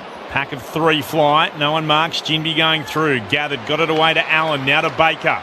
Takes a bounce, the former Tiger, and then a second. Hands it back on the bounce to Ginby, and then he'll hand pass it back again. Razzle-dazzle stuff to Baker. Now to Allen. Again by hand to Hoff. To Reid, and Reid turns it over. Intercepting it O'Sullivan. Looks slick until that moment. O'Sullivan for the Cats towards close, and he turns it over. With a kick towards right half forward. Ginby intercepting. Kicks back into the middle of the ground, and he turns it over. It's a turnover-a-thon. As sliding out, Cameron takes the mark. He's got it just shy of the attacking edge of the centre square. Just like to share it around late in the game. Was slick stuff for a moment from West Coast as they brought it by hand beyond defensive 50. Oh, barrel. Oh, Cameron goes the barrel. From inside the centre square, it bounces. It was touched on the way through. Goodness me, it wasn't far away from carrying that pack at the top of the square and going through for what would have been an 85-plus metre goal. Minor score, mind you. 14-13, 97 to 11-6, 72. Cats over the Eagles, 23 gone in the last. Imagine being Ruben Ginby then if he'd kicked it to Jeremy Cameron and he was 75 out and he put through the barrel for a third, you'd be filthy. He kicked that off with like 1.5 steps. Yeah. Oh, he didn't get it. He didn't get it clean either. He didn't get it flush, and it still almost went in the distance. I love watching him play. Oh, he's a freak. I just love a barrel. Freak in the most respectful way possible. The Eagles go down the outer side by foot. Ends up with Kelly. Kicks up towards half forward. Flynn tapped it to his own advantage, then was tackled by Guthrie. Ball up 55 metres out from the Eagles' attacking goal. Trailing now by 25 points. Blitzarves in the ruck, taps it down. Duggan through traffic for West Coast. Got it out to Brockman, who kicks it inside the forward 50. Floating across in front to Koning. Couldn't mark. On hands and knees, got it to O'Sullivan, then to Stewart, who releases Dempsey. Now the Cats are out. Myers has Ollie Henry all alone on the wing. Hits him just shy of the logo. Has Neil running forward and... might be against Bo Allen, I reckon. Protected area infringement. 50-metre penalty. Looked like Liam Baker did the old outside 5. Didn't go to the mark. And once they say that, you can't run in and take it. And Bo Allen, who's just in his second game, just ran through the protected area, and it marches Ollie Henry. Not that far up, but pretty far up. Bo Allen stands the mark, 49 metres out. Short 50, I thought. Ollie Henry just crab walks to give himself some space. And I don't want to call it stat padding, but Jeremy Cameron's got a chance to kick another. Takes the mark on the lead in the right forward pocket. He'll go around the corner. He does this as well as anyone. Might be a set play, that one, Woe. What do you think? No winger in the lead, no midfield in the leading lane. Just blocking that space. Jeremy Cameron plays on, snaps around. You could almost put your house on that result. He doesn't miss those often. Jeremy Cameron has his third. He's going to walk away with a small haul of sorts. 15-13, 103. That's the 100 up for the Cats. 11-6, 72. The Eagles, the Cash Fodadar is downstairs. Yeah, the Cats have finally made their sub. Ted Closey is into the game. Reece Stanley to the back of the bench. It's a cruel game, but that's what the great players do. And Jeremy Cameron is a great. I was thinking, to squeeze Ginby into the votes for West Coast, Then his opponents kick 3, so it becomes very difficult. Sorry, mate. You're out tonight. Just a casual 16 goals now in his past 3 games against West Coast, and 16 goals in his past 3 games for Jeremy Cameron. There's still time left for another one too. The Cats get the clearance out of the middle. High kick up into the air, and Duggan almost crashed, or did actually crash into Baker as he took the mark, but was able to hold onto it. Flares it out to Hutchinson, just shy of centre wing, southern side of Perth Stadium. He'll move it on to an uncontested mark to Kelly. Stands on true centre wing. Kelly goes looking back for Duggan. Spoil came from Mullen, but it bounces the way of an eagle in Graham. Hand passed on in turn to Hewitt, who spots Harley Reid leading out towards the right forward pocket. He marks about 35 from goal. It's good by Hewitt. Every right to have a crack at that one, just inside 50. Saw Harley Reid late and just popped it in front of him. Already has a goal tonight. 18 disposals to Harley Reid. He's on the approach. He's pushed it across the face, missing to the left-hand side. A minor score. 15-13, 103 the Cats. The Eagles 11-7, 73. Geelong's lead is 30 points, 27 gone in the last. Humphries, kick out duties. Kicks it on the left after playing on. Almost kicked it straight to Hutchinson of the Eagles. He's pushed off it though. Myers emerged. Handball out into the path of O'Sullivan. Takes one bounce. Takes a second. Running down the southern wing. His kick is average, to say the best. Straight to the Eagles. Straight to Sandy Brock, who's willing to go the long switch to the broadcast side of the centre square. Brockman marks. Handball across to Hunt. Handball now to Jimby on the logo. Kicks up towards Long in between three Cats. Couldn't mark. Stewart was able to gather. Handball to Guthrie. Into O'Connor. The kick up towards Stengel. Dropping back in front is Brock. Couldn't take the mark. Spills it. Stengel. Oh, clever handball over his head. Found Neal. Got it on to Closey. Kick inside the forward 50. Cameron. He wants it. He wants a fourth. He's going to get it out the back. He's going to snap it through. And you just can't keep the great ones down. Jeremy Cameron had one goal through three quarters. He's now got four. Got out in the back. Did his best work. The Cats have taken the sting well and truly out of this contest after a spirited fight from West Coast. 16-13, 109 Geelong. 11-7, 73 the Eagles. The margin is 36 points. So Ruben Jimby comes up to the wing, wins the footy, turns it over. Jeremy Cameron, no forward empty out there. I'm going to stand exactly where I am, and the ball comes down the entire length of ground over the other side. And who gets it? Jeremy Cameron. He could kick five. Yeah, he didn't move from the contest. Jimmy ran off, did the right thing, and then got punished because of the turnover. His own turnover, That's by three the way. this quarter? Yep. Three this quarter. Three in a row. Yep, from one, as Mitch said, up till three-quarter time. Again from the bounce.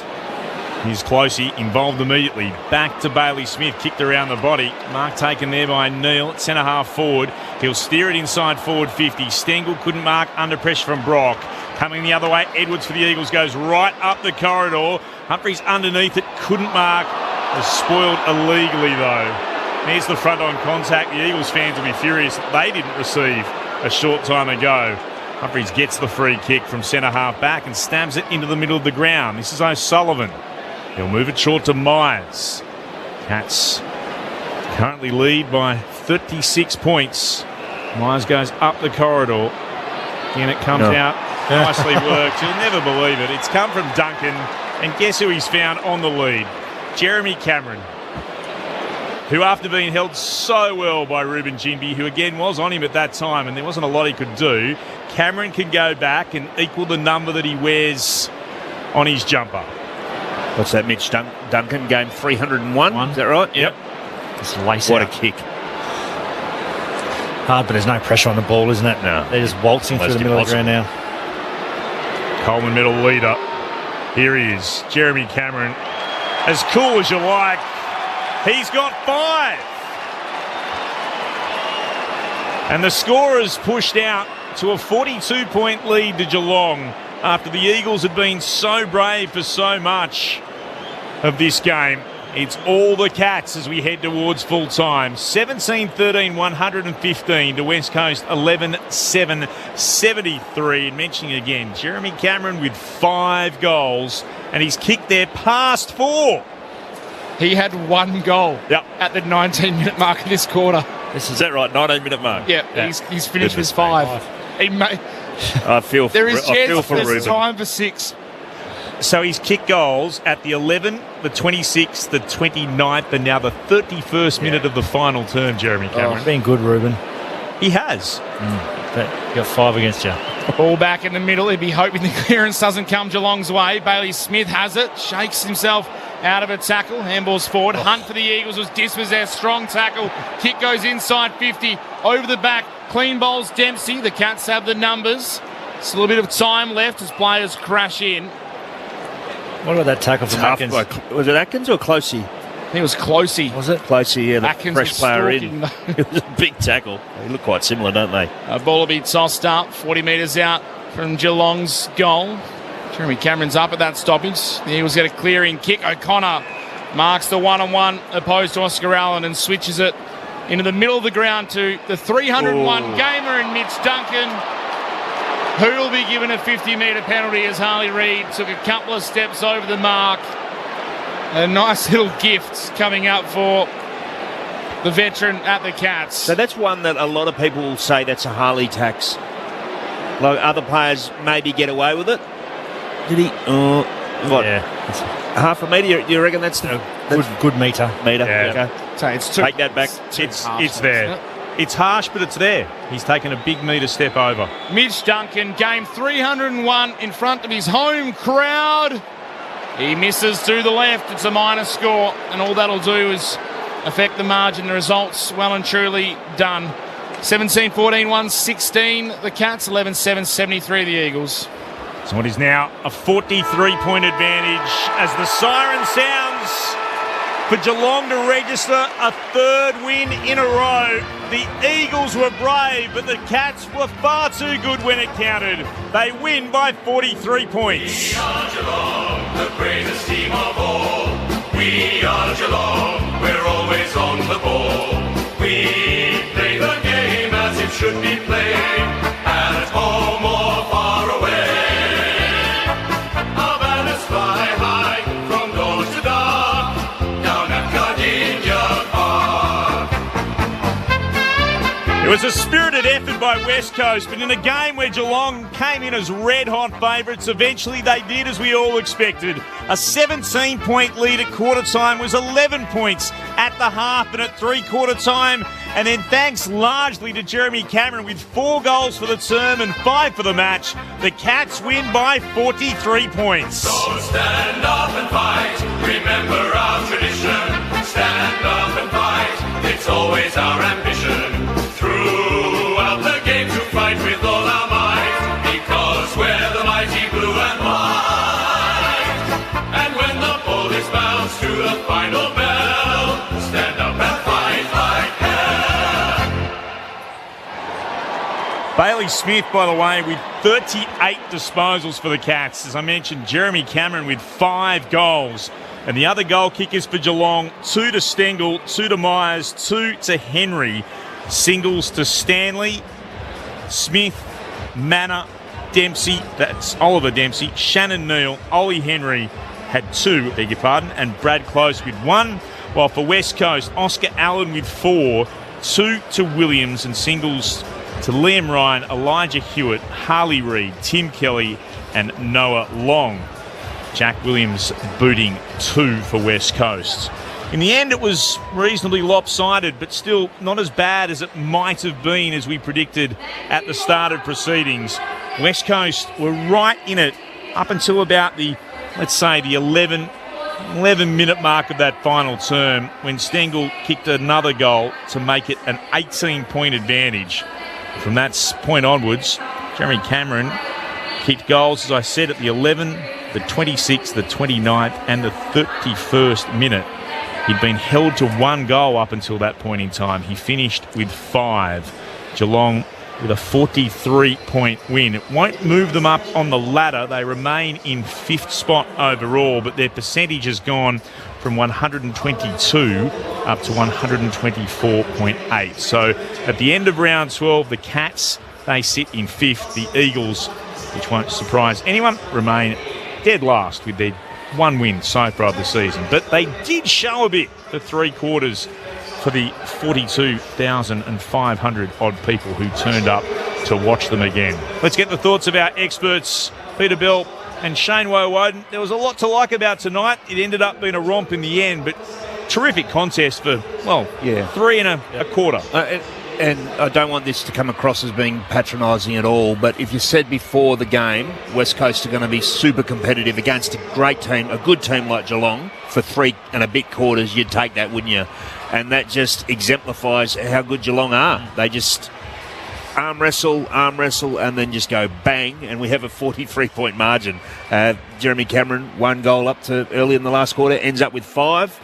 Becomes one of the few players who doesn't get in the 3-2-1 with 5 goals. You just couldn't put him in there because Jimby had him for most of the day, but the greats find a way, and that's what he did. But it was a really interesting tussle tonight, Woe. It was almost like Chris Scott and Geelong said, we're going to play high-octane, play-on, fast footy. We're just going to keep doing that, and almost experimented in a way. And then the game got quite tight, and they went back into control a little bit.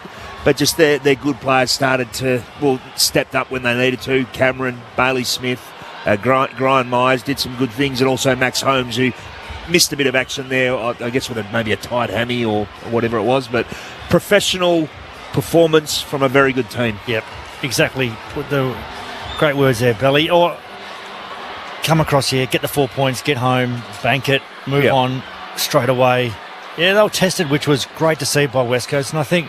And many probably won't say this in his press. He'd be disappointed, obviously, because they didn't come away with the 4 points. But just sustaining the effort again, and he'll know that with a young team.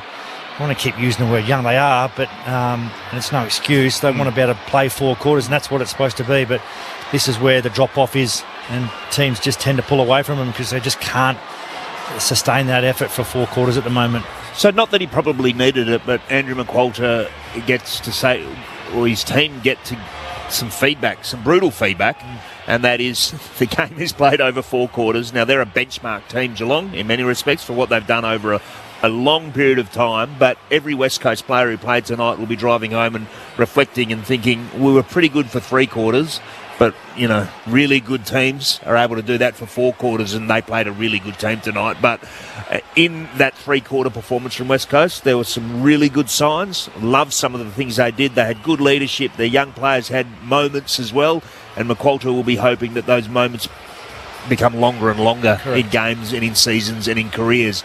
But full credit to Geelong. Tested at times, but were just able to manufacture scores when they needed it, and their senior players stood up, and they play an exciting brand of footy. Great for the crowd to see, and people listening or watching or whatever the case may be. They're an entertaining team to watch. Oh, absolutely. The winners all over them. They're well set up behind the ball. Obviously Tom Stewart's been doing it for a very long time, but he's got a couple of mates in there who can also... it doesn't have to be Tom Stewart all the time. It can be someone else who can control the air and just control the style of play and the speed of ball they're putting on all the time, and they do it very well. But yeah, the Dash Brothers, as they're called now, they just they had an early say in this game, very early, particularly in that first quarter, and able to sustain it all the way through too. So Holmes had a big impact. Brian Myers up front. The winners across the board too today. Seeing it up close, Bailey Smith probably didn't use the ball as well as he would like. He gets a lot of footy, in congestion as well, and some of the time he blasts it forward. Big metres gain player, obviously, but seeing him up close tonight, how tough he is. How much he can buffer a big hit or stand up in a tackle and get his arms free and handball to the advantage of a teammate. It was really good to see, having not had the opportunity to watch him live too often. And we've got to remember, ACL.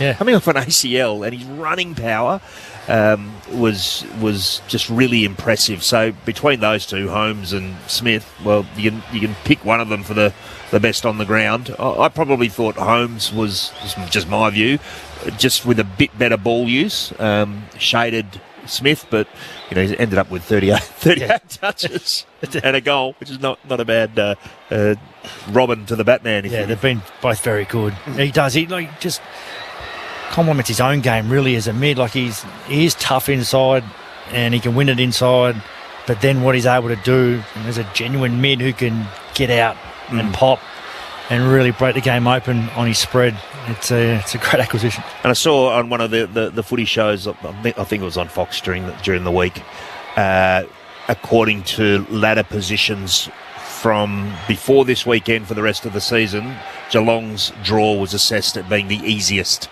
from this point forward. So Chris Scott and the team, well, they've got to get the job done, but they're in a great position. Let's head down into the Cats' rooms. They've won their past 3 games now, and Akash Fodadar is down there as the Cats make their way in. Wins over Port, the Bulldogs, and now West Coast. Tonight by 43 points. Akash. Yeah, the team just making their way down into the rooms now. As you mentioned, a 43-point win, so a fairly happy group down here. Nothing over the top, as you expect from a very professional and disciplined side like Geelong. Just getting themselves organised for the team song. A few little mini footies in hand as well that perhaps didn't get given out on field, as Ollie Dempsey's finding someone to give them to in the crowd behind me, the family and friends. But they're just about ready for the song. Waiting on a couple of stragglers, as we seem to every week, but here we go.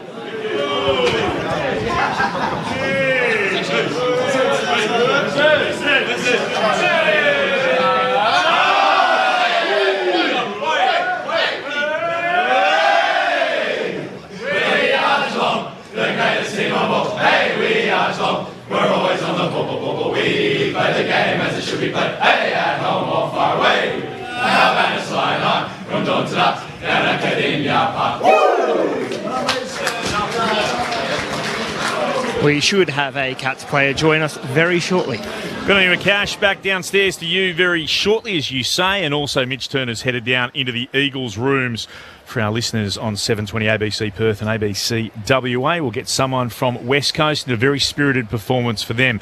I'm going to ask the question before the text message goes berserk. 0437 774 774. I didn't think the first quarter, I thought the umpires were just not particularly great, but I think we might be able to head straight back downstairs in a moment, though, by the way. But just think about this.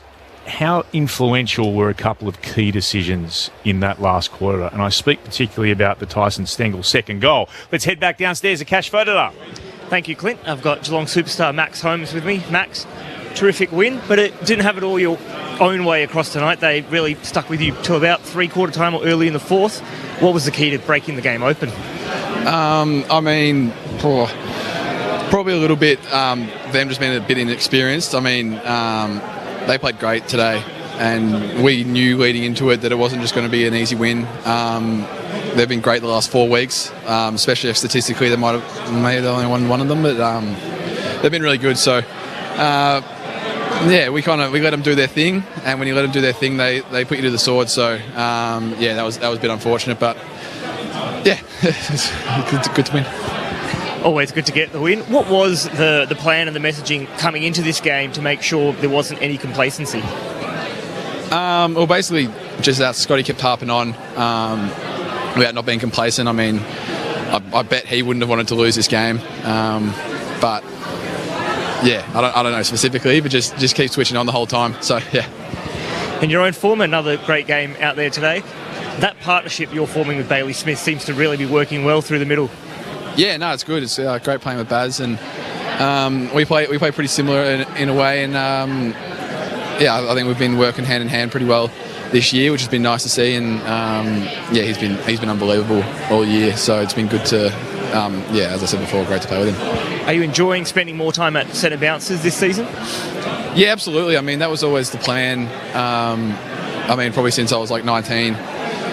To go into the centre bounces, I think it was to fill a need last year on the half back, but with Lawson going well, amongst others, I've been able to go into centre bounces, which I enjoy, and I'll keep improving on it. It's my first year as a proper inside mid, I guess, so I'll just keep improving on it and go from here. Great. Let's head upstairs. Our team, Clint Wheeldon, and our experts, Peter Bell and Shane Woden. Congratulations on the win, Max. It just appeared to us that, it was a really, really quick game. And I know that a lot of footy these days is a transition game, but at times tonight it was zipping back and forth. Did you feel that when you were out there? Yeah, absolutely. It was kind of a difficult one to like we knew we were going too fast and we wanted to slow it down, but at the same time, it's like sometimes it's just on and you want to go. And we had some shocking turnovers in there. Probably second and third quarter, we just had some shocking turnovers between the 50s, which really cost you when you're going too fast. So, it's a little bit of a hard one. We didn't want to go, absurdly fast, but at the same time, if it's there, you got to take it.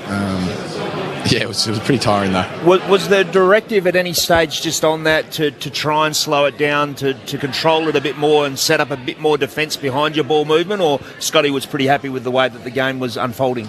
I don't know about Scotty. Amongst us boys, we've got a phrase that we use where we need to kind of slow the ball down and slow it down. I won't tell you that, but Really. I mean, it's nothing extreme. It's not, you wouldn't be gaining anything from me telling you, but I don't know. Keep that to yourself. So we can kind of see it on the field when we're going a bit too fast, and so we call that every now and then. But I guess it's hard to. Sometimes it can be hard to get it out to all the boys, especially that ground is so loud, man. So I think we got it right sometimes, but something to work on. And probably exaggerated also by the style that West Coast were playing, which is quite similar to Richmond in the heyday. So when both of your teams were doing it, we end up with a great spectacle as spectators at the game, but not exactly how you would play it. Hey, we were talking about Ruben Jimby and the job he was doing on Jeremy Cameron until about midway through the last quarter, and I was thinking about putting him in West Coast's best 3 players, and then Jeremy Cameron ends up with 5. Seriously, what a freak you have as a teammate. Yeah, no, he's unbelievable. What's that in the last few weeks? Like 20 in the last few weeks. You can't keep him down. Ruben Jimmy did a really good job, but I guess that's why Jez is a superstar of the game. I think a lot of boys will struggle to keep up with him. So it was good to see. Max Shangway-Woden, congratulations, mate. It's a terrific result in coming across. It's a big trip coming west from Geelong to get the 4 points and get home right now. Mate, the midfield, with obviously Paddy's not there and he's spent a lot of time forward this year, but, you got your two Dash brothers there have been fantastic, but the likes of Atkins and the roles these boys and these types of players, Mullen, when they come inside and play and clamp someone for 5 or 10 minutes, they've been terrific for you this year. Yeah, I've spoken about it a lot. The way that Tom Atkins has been playing has really been beneficial for me and Bailey. We wouldn't be able to do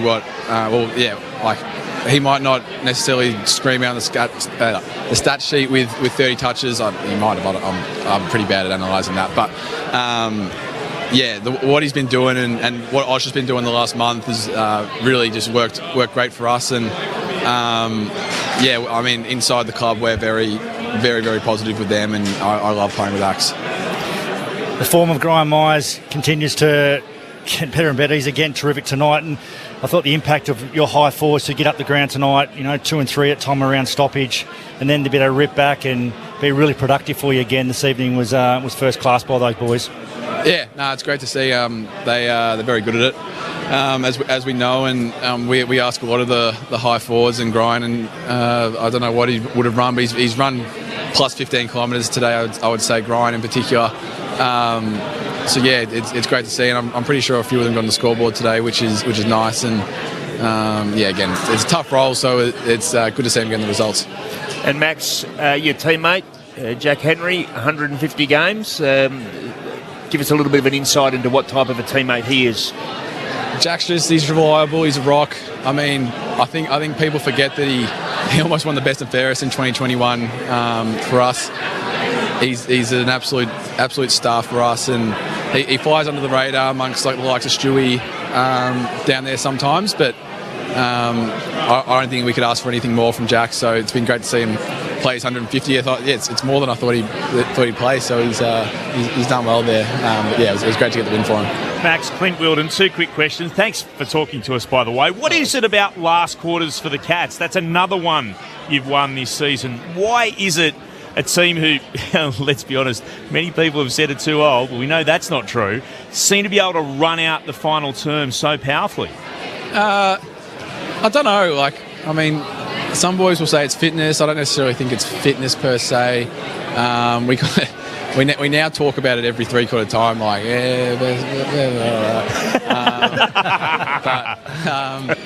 I don't really know. Maybe today it was just to pull your heads in a little bit.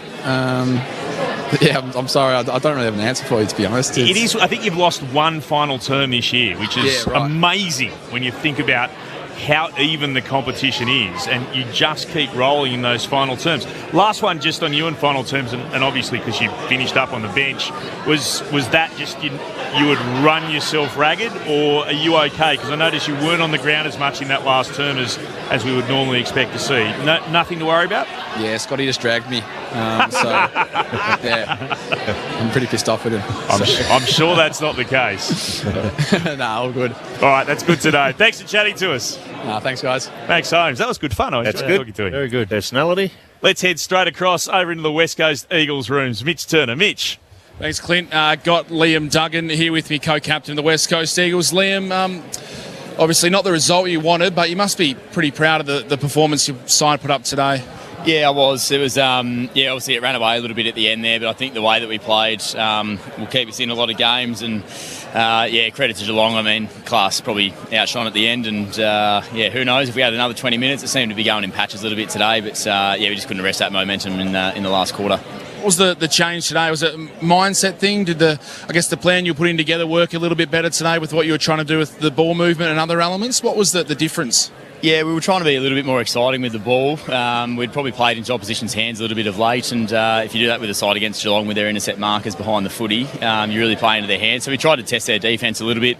They're a really high-pressure team, one of the best at the comp in that. So we tried to find some composure as well in that and keep the ball off them at times. We probably got a little bit excited. A bit hard to defend off some of our turnovers with everyone sort of forward of the ball, but we saw some steps forward in what we're trying to go after with the footy.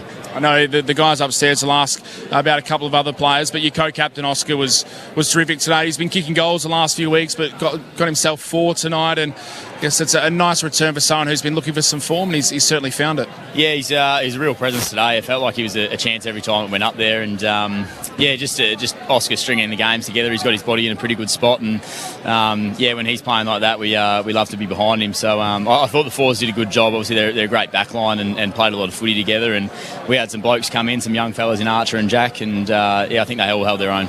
Last one from me, just because I'm looking at you, got the black and gold on the WA colours. How does that sit with you? It was a little bit awkward at the start. I've been here 11 years now, so everyone thinks I should just be into it. But no, they're nice colours. They look good. D.Y. actually tried to high-five me during the game today, and I looked at him as if, who are you? The jumpers just looked a bit different. But I think it was really great. Good to get around WA Day and get around the state, and hopefully the fans enjoyed it. I'll throw you upstairs. Clint Wilden, Shane Woden and Peter Bell. Liam, it felt like a game where you'd be able to learn a lot from it, the younger players particularly against a benchmark team, and although it won't be pleasant reviewing that last quarter, just I suppose that ability to sustain intensity and effort over 4 quarters would be one of the lessons that you could draw out of the game. Yeah, we're used to some unpleasant reviews over the last few years, but no, it is. We took some steps forward for sure. I think some excitement. Our young boys getting a little bit of confidence in how we play the game. We spoke a lot about our offence this week, and we actually spoke a lot about our strengths as well as players and what we bring to the team and why we sort of sit in that seat. And I think that shone for some of our boys today, and they started to take it on, and we just felt a little bit more energised, especially with the ball in hand. And just the leadership and grunt, I suppose, toughness that Jack Graham and Liam Baker bring to the organisation. So important when you're redeveloping, if you like, that you've got some real role models and some grunt players in there, and they've certainly stood up to their end of the bargain. Yeah, they did. We knew what we'd get when we got those boys in, and they've been awesome for us. Massive help. We don't have a lot of older senior players in that age bracket, so to have those boys in their prime, they're giving us everything every week, and they've been massive for us. So it's nice having them out there. You stand a little bit taller with them there. How would you assess, Liam, how much you think you've grown over the course of this season as a group? Because from up here, I'd suggest that you've grown a lot, and the performances are becoming more and more consistent for longer in each game, culminating in the effort tonight against a quality opponent in Geelong. Yeah, we're getting there for sure. We feel it as players, as a team, and the coaches are really consistent in the approach that they're giving us, and we are building. I mean, the results haven't gone our way. A couple of close losses. Brought up to a good side for most of the day today, but we're building and we'll just bide our time, but we're seeing a lot of improvement. Liam's getting called into the team meeting, guys, so we'll have to let him go. We appreciate your time, Liam, and congratulations on a good performance, but not, fortunately, the win. Cheers, Mitch. Thanks. Sorry about that. Hogging all the questions. No, you were very good. Always happy to sit back and let you guys run the show. As I just still wonder about one particular incident. And people, don't jump on me if you're a Cats fan. Geelong were the better team. Yeah. Geelong were going to win. West Coast butchered it too many times. But momentum shifts. That front-on contact. Front-on, yeah. Which wasn't paid. Jinby going into Cameron. Wasn't paid. Ball spills down. Stengel gets his second. And from that point onwards, it did seem to break the game open. And I know there's a balance of things, but it just appeared that West Coast were on the receiving end of, particularly in that final term, more of the bad calls than not. Geelong were going to take the 4 points. I'm not saying that that was the way that this game was decided. I bring this up more of the discussion has been on and on about some of the umpiring this year, and I reckon from watching this final term, I'm more convinced than ever that there's an issue with the umpiring this year, and I'm still not convinced that the 4-umpire system works for a couple of reasons. One of them, I still think there's just with 4 umpires, too many inexperienced umpires out there because you spread the experience too thin. And so there were some bad calls. Do you suggest that with the 4 umpires, it also, the positioning they're in, is that a part of it as well? I think sometimes it is. Going back to the 3-umpire system, it might be a different sort of view that umpires are getting? Now, I know that sounds... it does sound silly, but I know ridiculous. I kind of get what you're saying. But I just thought they seem to be in better positions to make calls when there was just 3 of them. They brought the other umpire in. One of the reasons being is because it's so congested. They thought it would give them another opportunity for an extra set of eyes. I'm just not sure that that's happened. I see games time and time again where umpires miss calls that you think that they should. And certainly that front-on one. It's like, hang on. Yeah. How many years have we had the 4-umpire system? This is our second. Second, okay. So I was very much of the opinion last year, let's just wait and see how this pans out. And I've now reached the halfway point of this year, and I'm not absolutely convinced that it's not working. Would you call that a howler? Yes. Yep. So that's where we want to find the consistency in it. I'd call that a howler. I'd call the one in the right forward pocket where that should have been a free kick holding the ball for West Coast, and that also resulted in a Geelong goal. And by the way, please, Geelong were the better team. They were going to win this game. This is not, you West Australians always carrying on. No. Geelong were the better team. This is about a discussion about the quality of the umpiring, and I think we've now at a point where, we talk about sample size. I reckon we've all seen enough sample size. And I don't like to bash umpires, so I'm probably behind many others that have jumped on this bandwagon, but I've now got to the point where that was bad.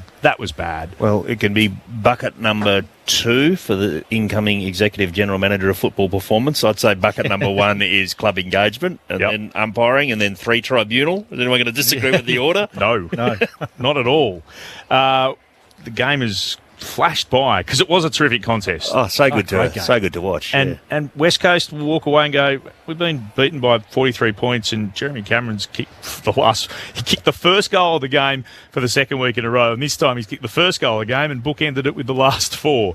And the Cats absolutely deserved the win. They were too good, but 43 points isn't a fair reflection of how the game was across most of the first 3 and a bit quarters. Which way have your votes gone, gents, for the ABC Football of the Year and, of course, the Christian Medal here in the West? Yes, I've gone... I thought at the start, we're going to go Holmes with the 3. Yep, no argument for me. Yeah, we're going to go Holmes with the 3. We'll go Smith for 2. I thought he set the game up well, didn't he? Even though he wasn't efficient, but just the amount of footy he was getting was, and the push forward was terrific. So Smith with 2, and Graham Myers for the 1. Mm-hmm. He could hardly be getting the top 2 as well, but just what he does with the footy. He's at 26 times, over 500, and kicked 2, so 13 marks. That's a pretty good night's work for a high forward. Yeah, it's a lot of footy, isn't it? And he didn't miss too many kicks. It felt like set him up, got him in dangerous positions. He's always looking corridor. A couple of score assists as well, I'm sure. Yeah, and there's obviously a lot of special mention. You get Cameron 5, 4 late. Liam Baker 2. But, they were the 3 tonight. I'll be interested to see the coaches' votes this week in your text, Clint. Yeah, I'll It's not a bag. I'm always fascinated by what the I am too. coaches- Yeah, we're under enormous scrutiny from the boss. The coaches' votes come out, and Yes, you either get the thumbs up or the just silence. Yeah, That's the red radio face. silence. The red face. You've missed Emoji. it. That's absolutely untrue, Peterbilt, and you know that. No, I'm you said the thumbs up. Always interested in what We've actually been okay at it too We have, this year. yeah. Okay, so that's What Holmes, Smith, and Myers. Yep. Christian medal. Yes, Christian medal, 3 for Liam Baker. I thought he was terrific tonight. It was outstanding. He led from the front. 11 ground ball gets clean. He's brought a lot to this Tough. team. Yes. Overlap run. Yeah. Yep. Fantastic. Elijah Hewitt, thought his impact on the game was tremendous tonight. He's growing. You know, he's got off of that foot injury and having a big impact. So he's had the 20, 1 goal, 1, and some big moments there for the kid. What he could become with 3 or 4 consecutive pre-seasons and off-seasons stacked back to back, he could be something else, that kid. Yeah, got power. Not a big mid just yet, but looking forward to see his growth. And I'm going to give Tom Cole the 1. Did some really good things tonight, come forward well, pressed, turned the footy over, and used it a lot better tonight. Just some of the numbers Mitch had a dash downstairs. Bailey Smith, as I mentioned before at the very top, 38 disposals tonight, 7 marks, 10 contested possessions, 5 clearances, 4 tackles. Holmes with 27 touches, Myers 26, O'Sullivan with 20, Duncan with 19. For the Eagles, Baker with 29, Cole with 24, Duggan 23, Hewitt 20, Kelly and Graham with 19 apiece. Jeremy Cameron has kicked 5 goals. He has 38 for the season, and he's kicked 18 in the past 3 games. The Coleman medal leader, just outstanding. What about Essendon and Geelong, Clint, in the draft a couple of years ago when they were deciding between Nate Caddy and Connor O'Sullivan? Yeah. They were back-to-back, those 2 selections. Yeah. And I think Essendon jumped in front of Geelong, and I reckon Geelong were thinking, well, you can choose Caddy or O'Sullivan. Either way, we're okay with who's left over. They're 2 phenomenal young players. Yeah, it's a good shout. And O'Sullivan is developing into a tremendous player. Would like to get a goal, I'd reckon. Still without a goal in his AFL career. For the Eagles, Oscar Allen kicking 4 goals. That's where we've got to wrap it up, everyone. Thanks for getting involved. For those who did on the text line, 0437 774 774. To Belly, to Shane, a cash downstairs, to Mitch, to Marty and to Jesse back in the studio. Thanks to everybody. The other results today, St Kilda by 28 points over the Demons and the Cats by 43 points over West Coast. On behalf of the Inside Team, thanks for your company. Bye for now.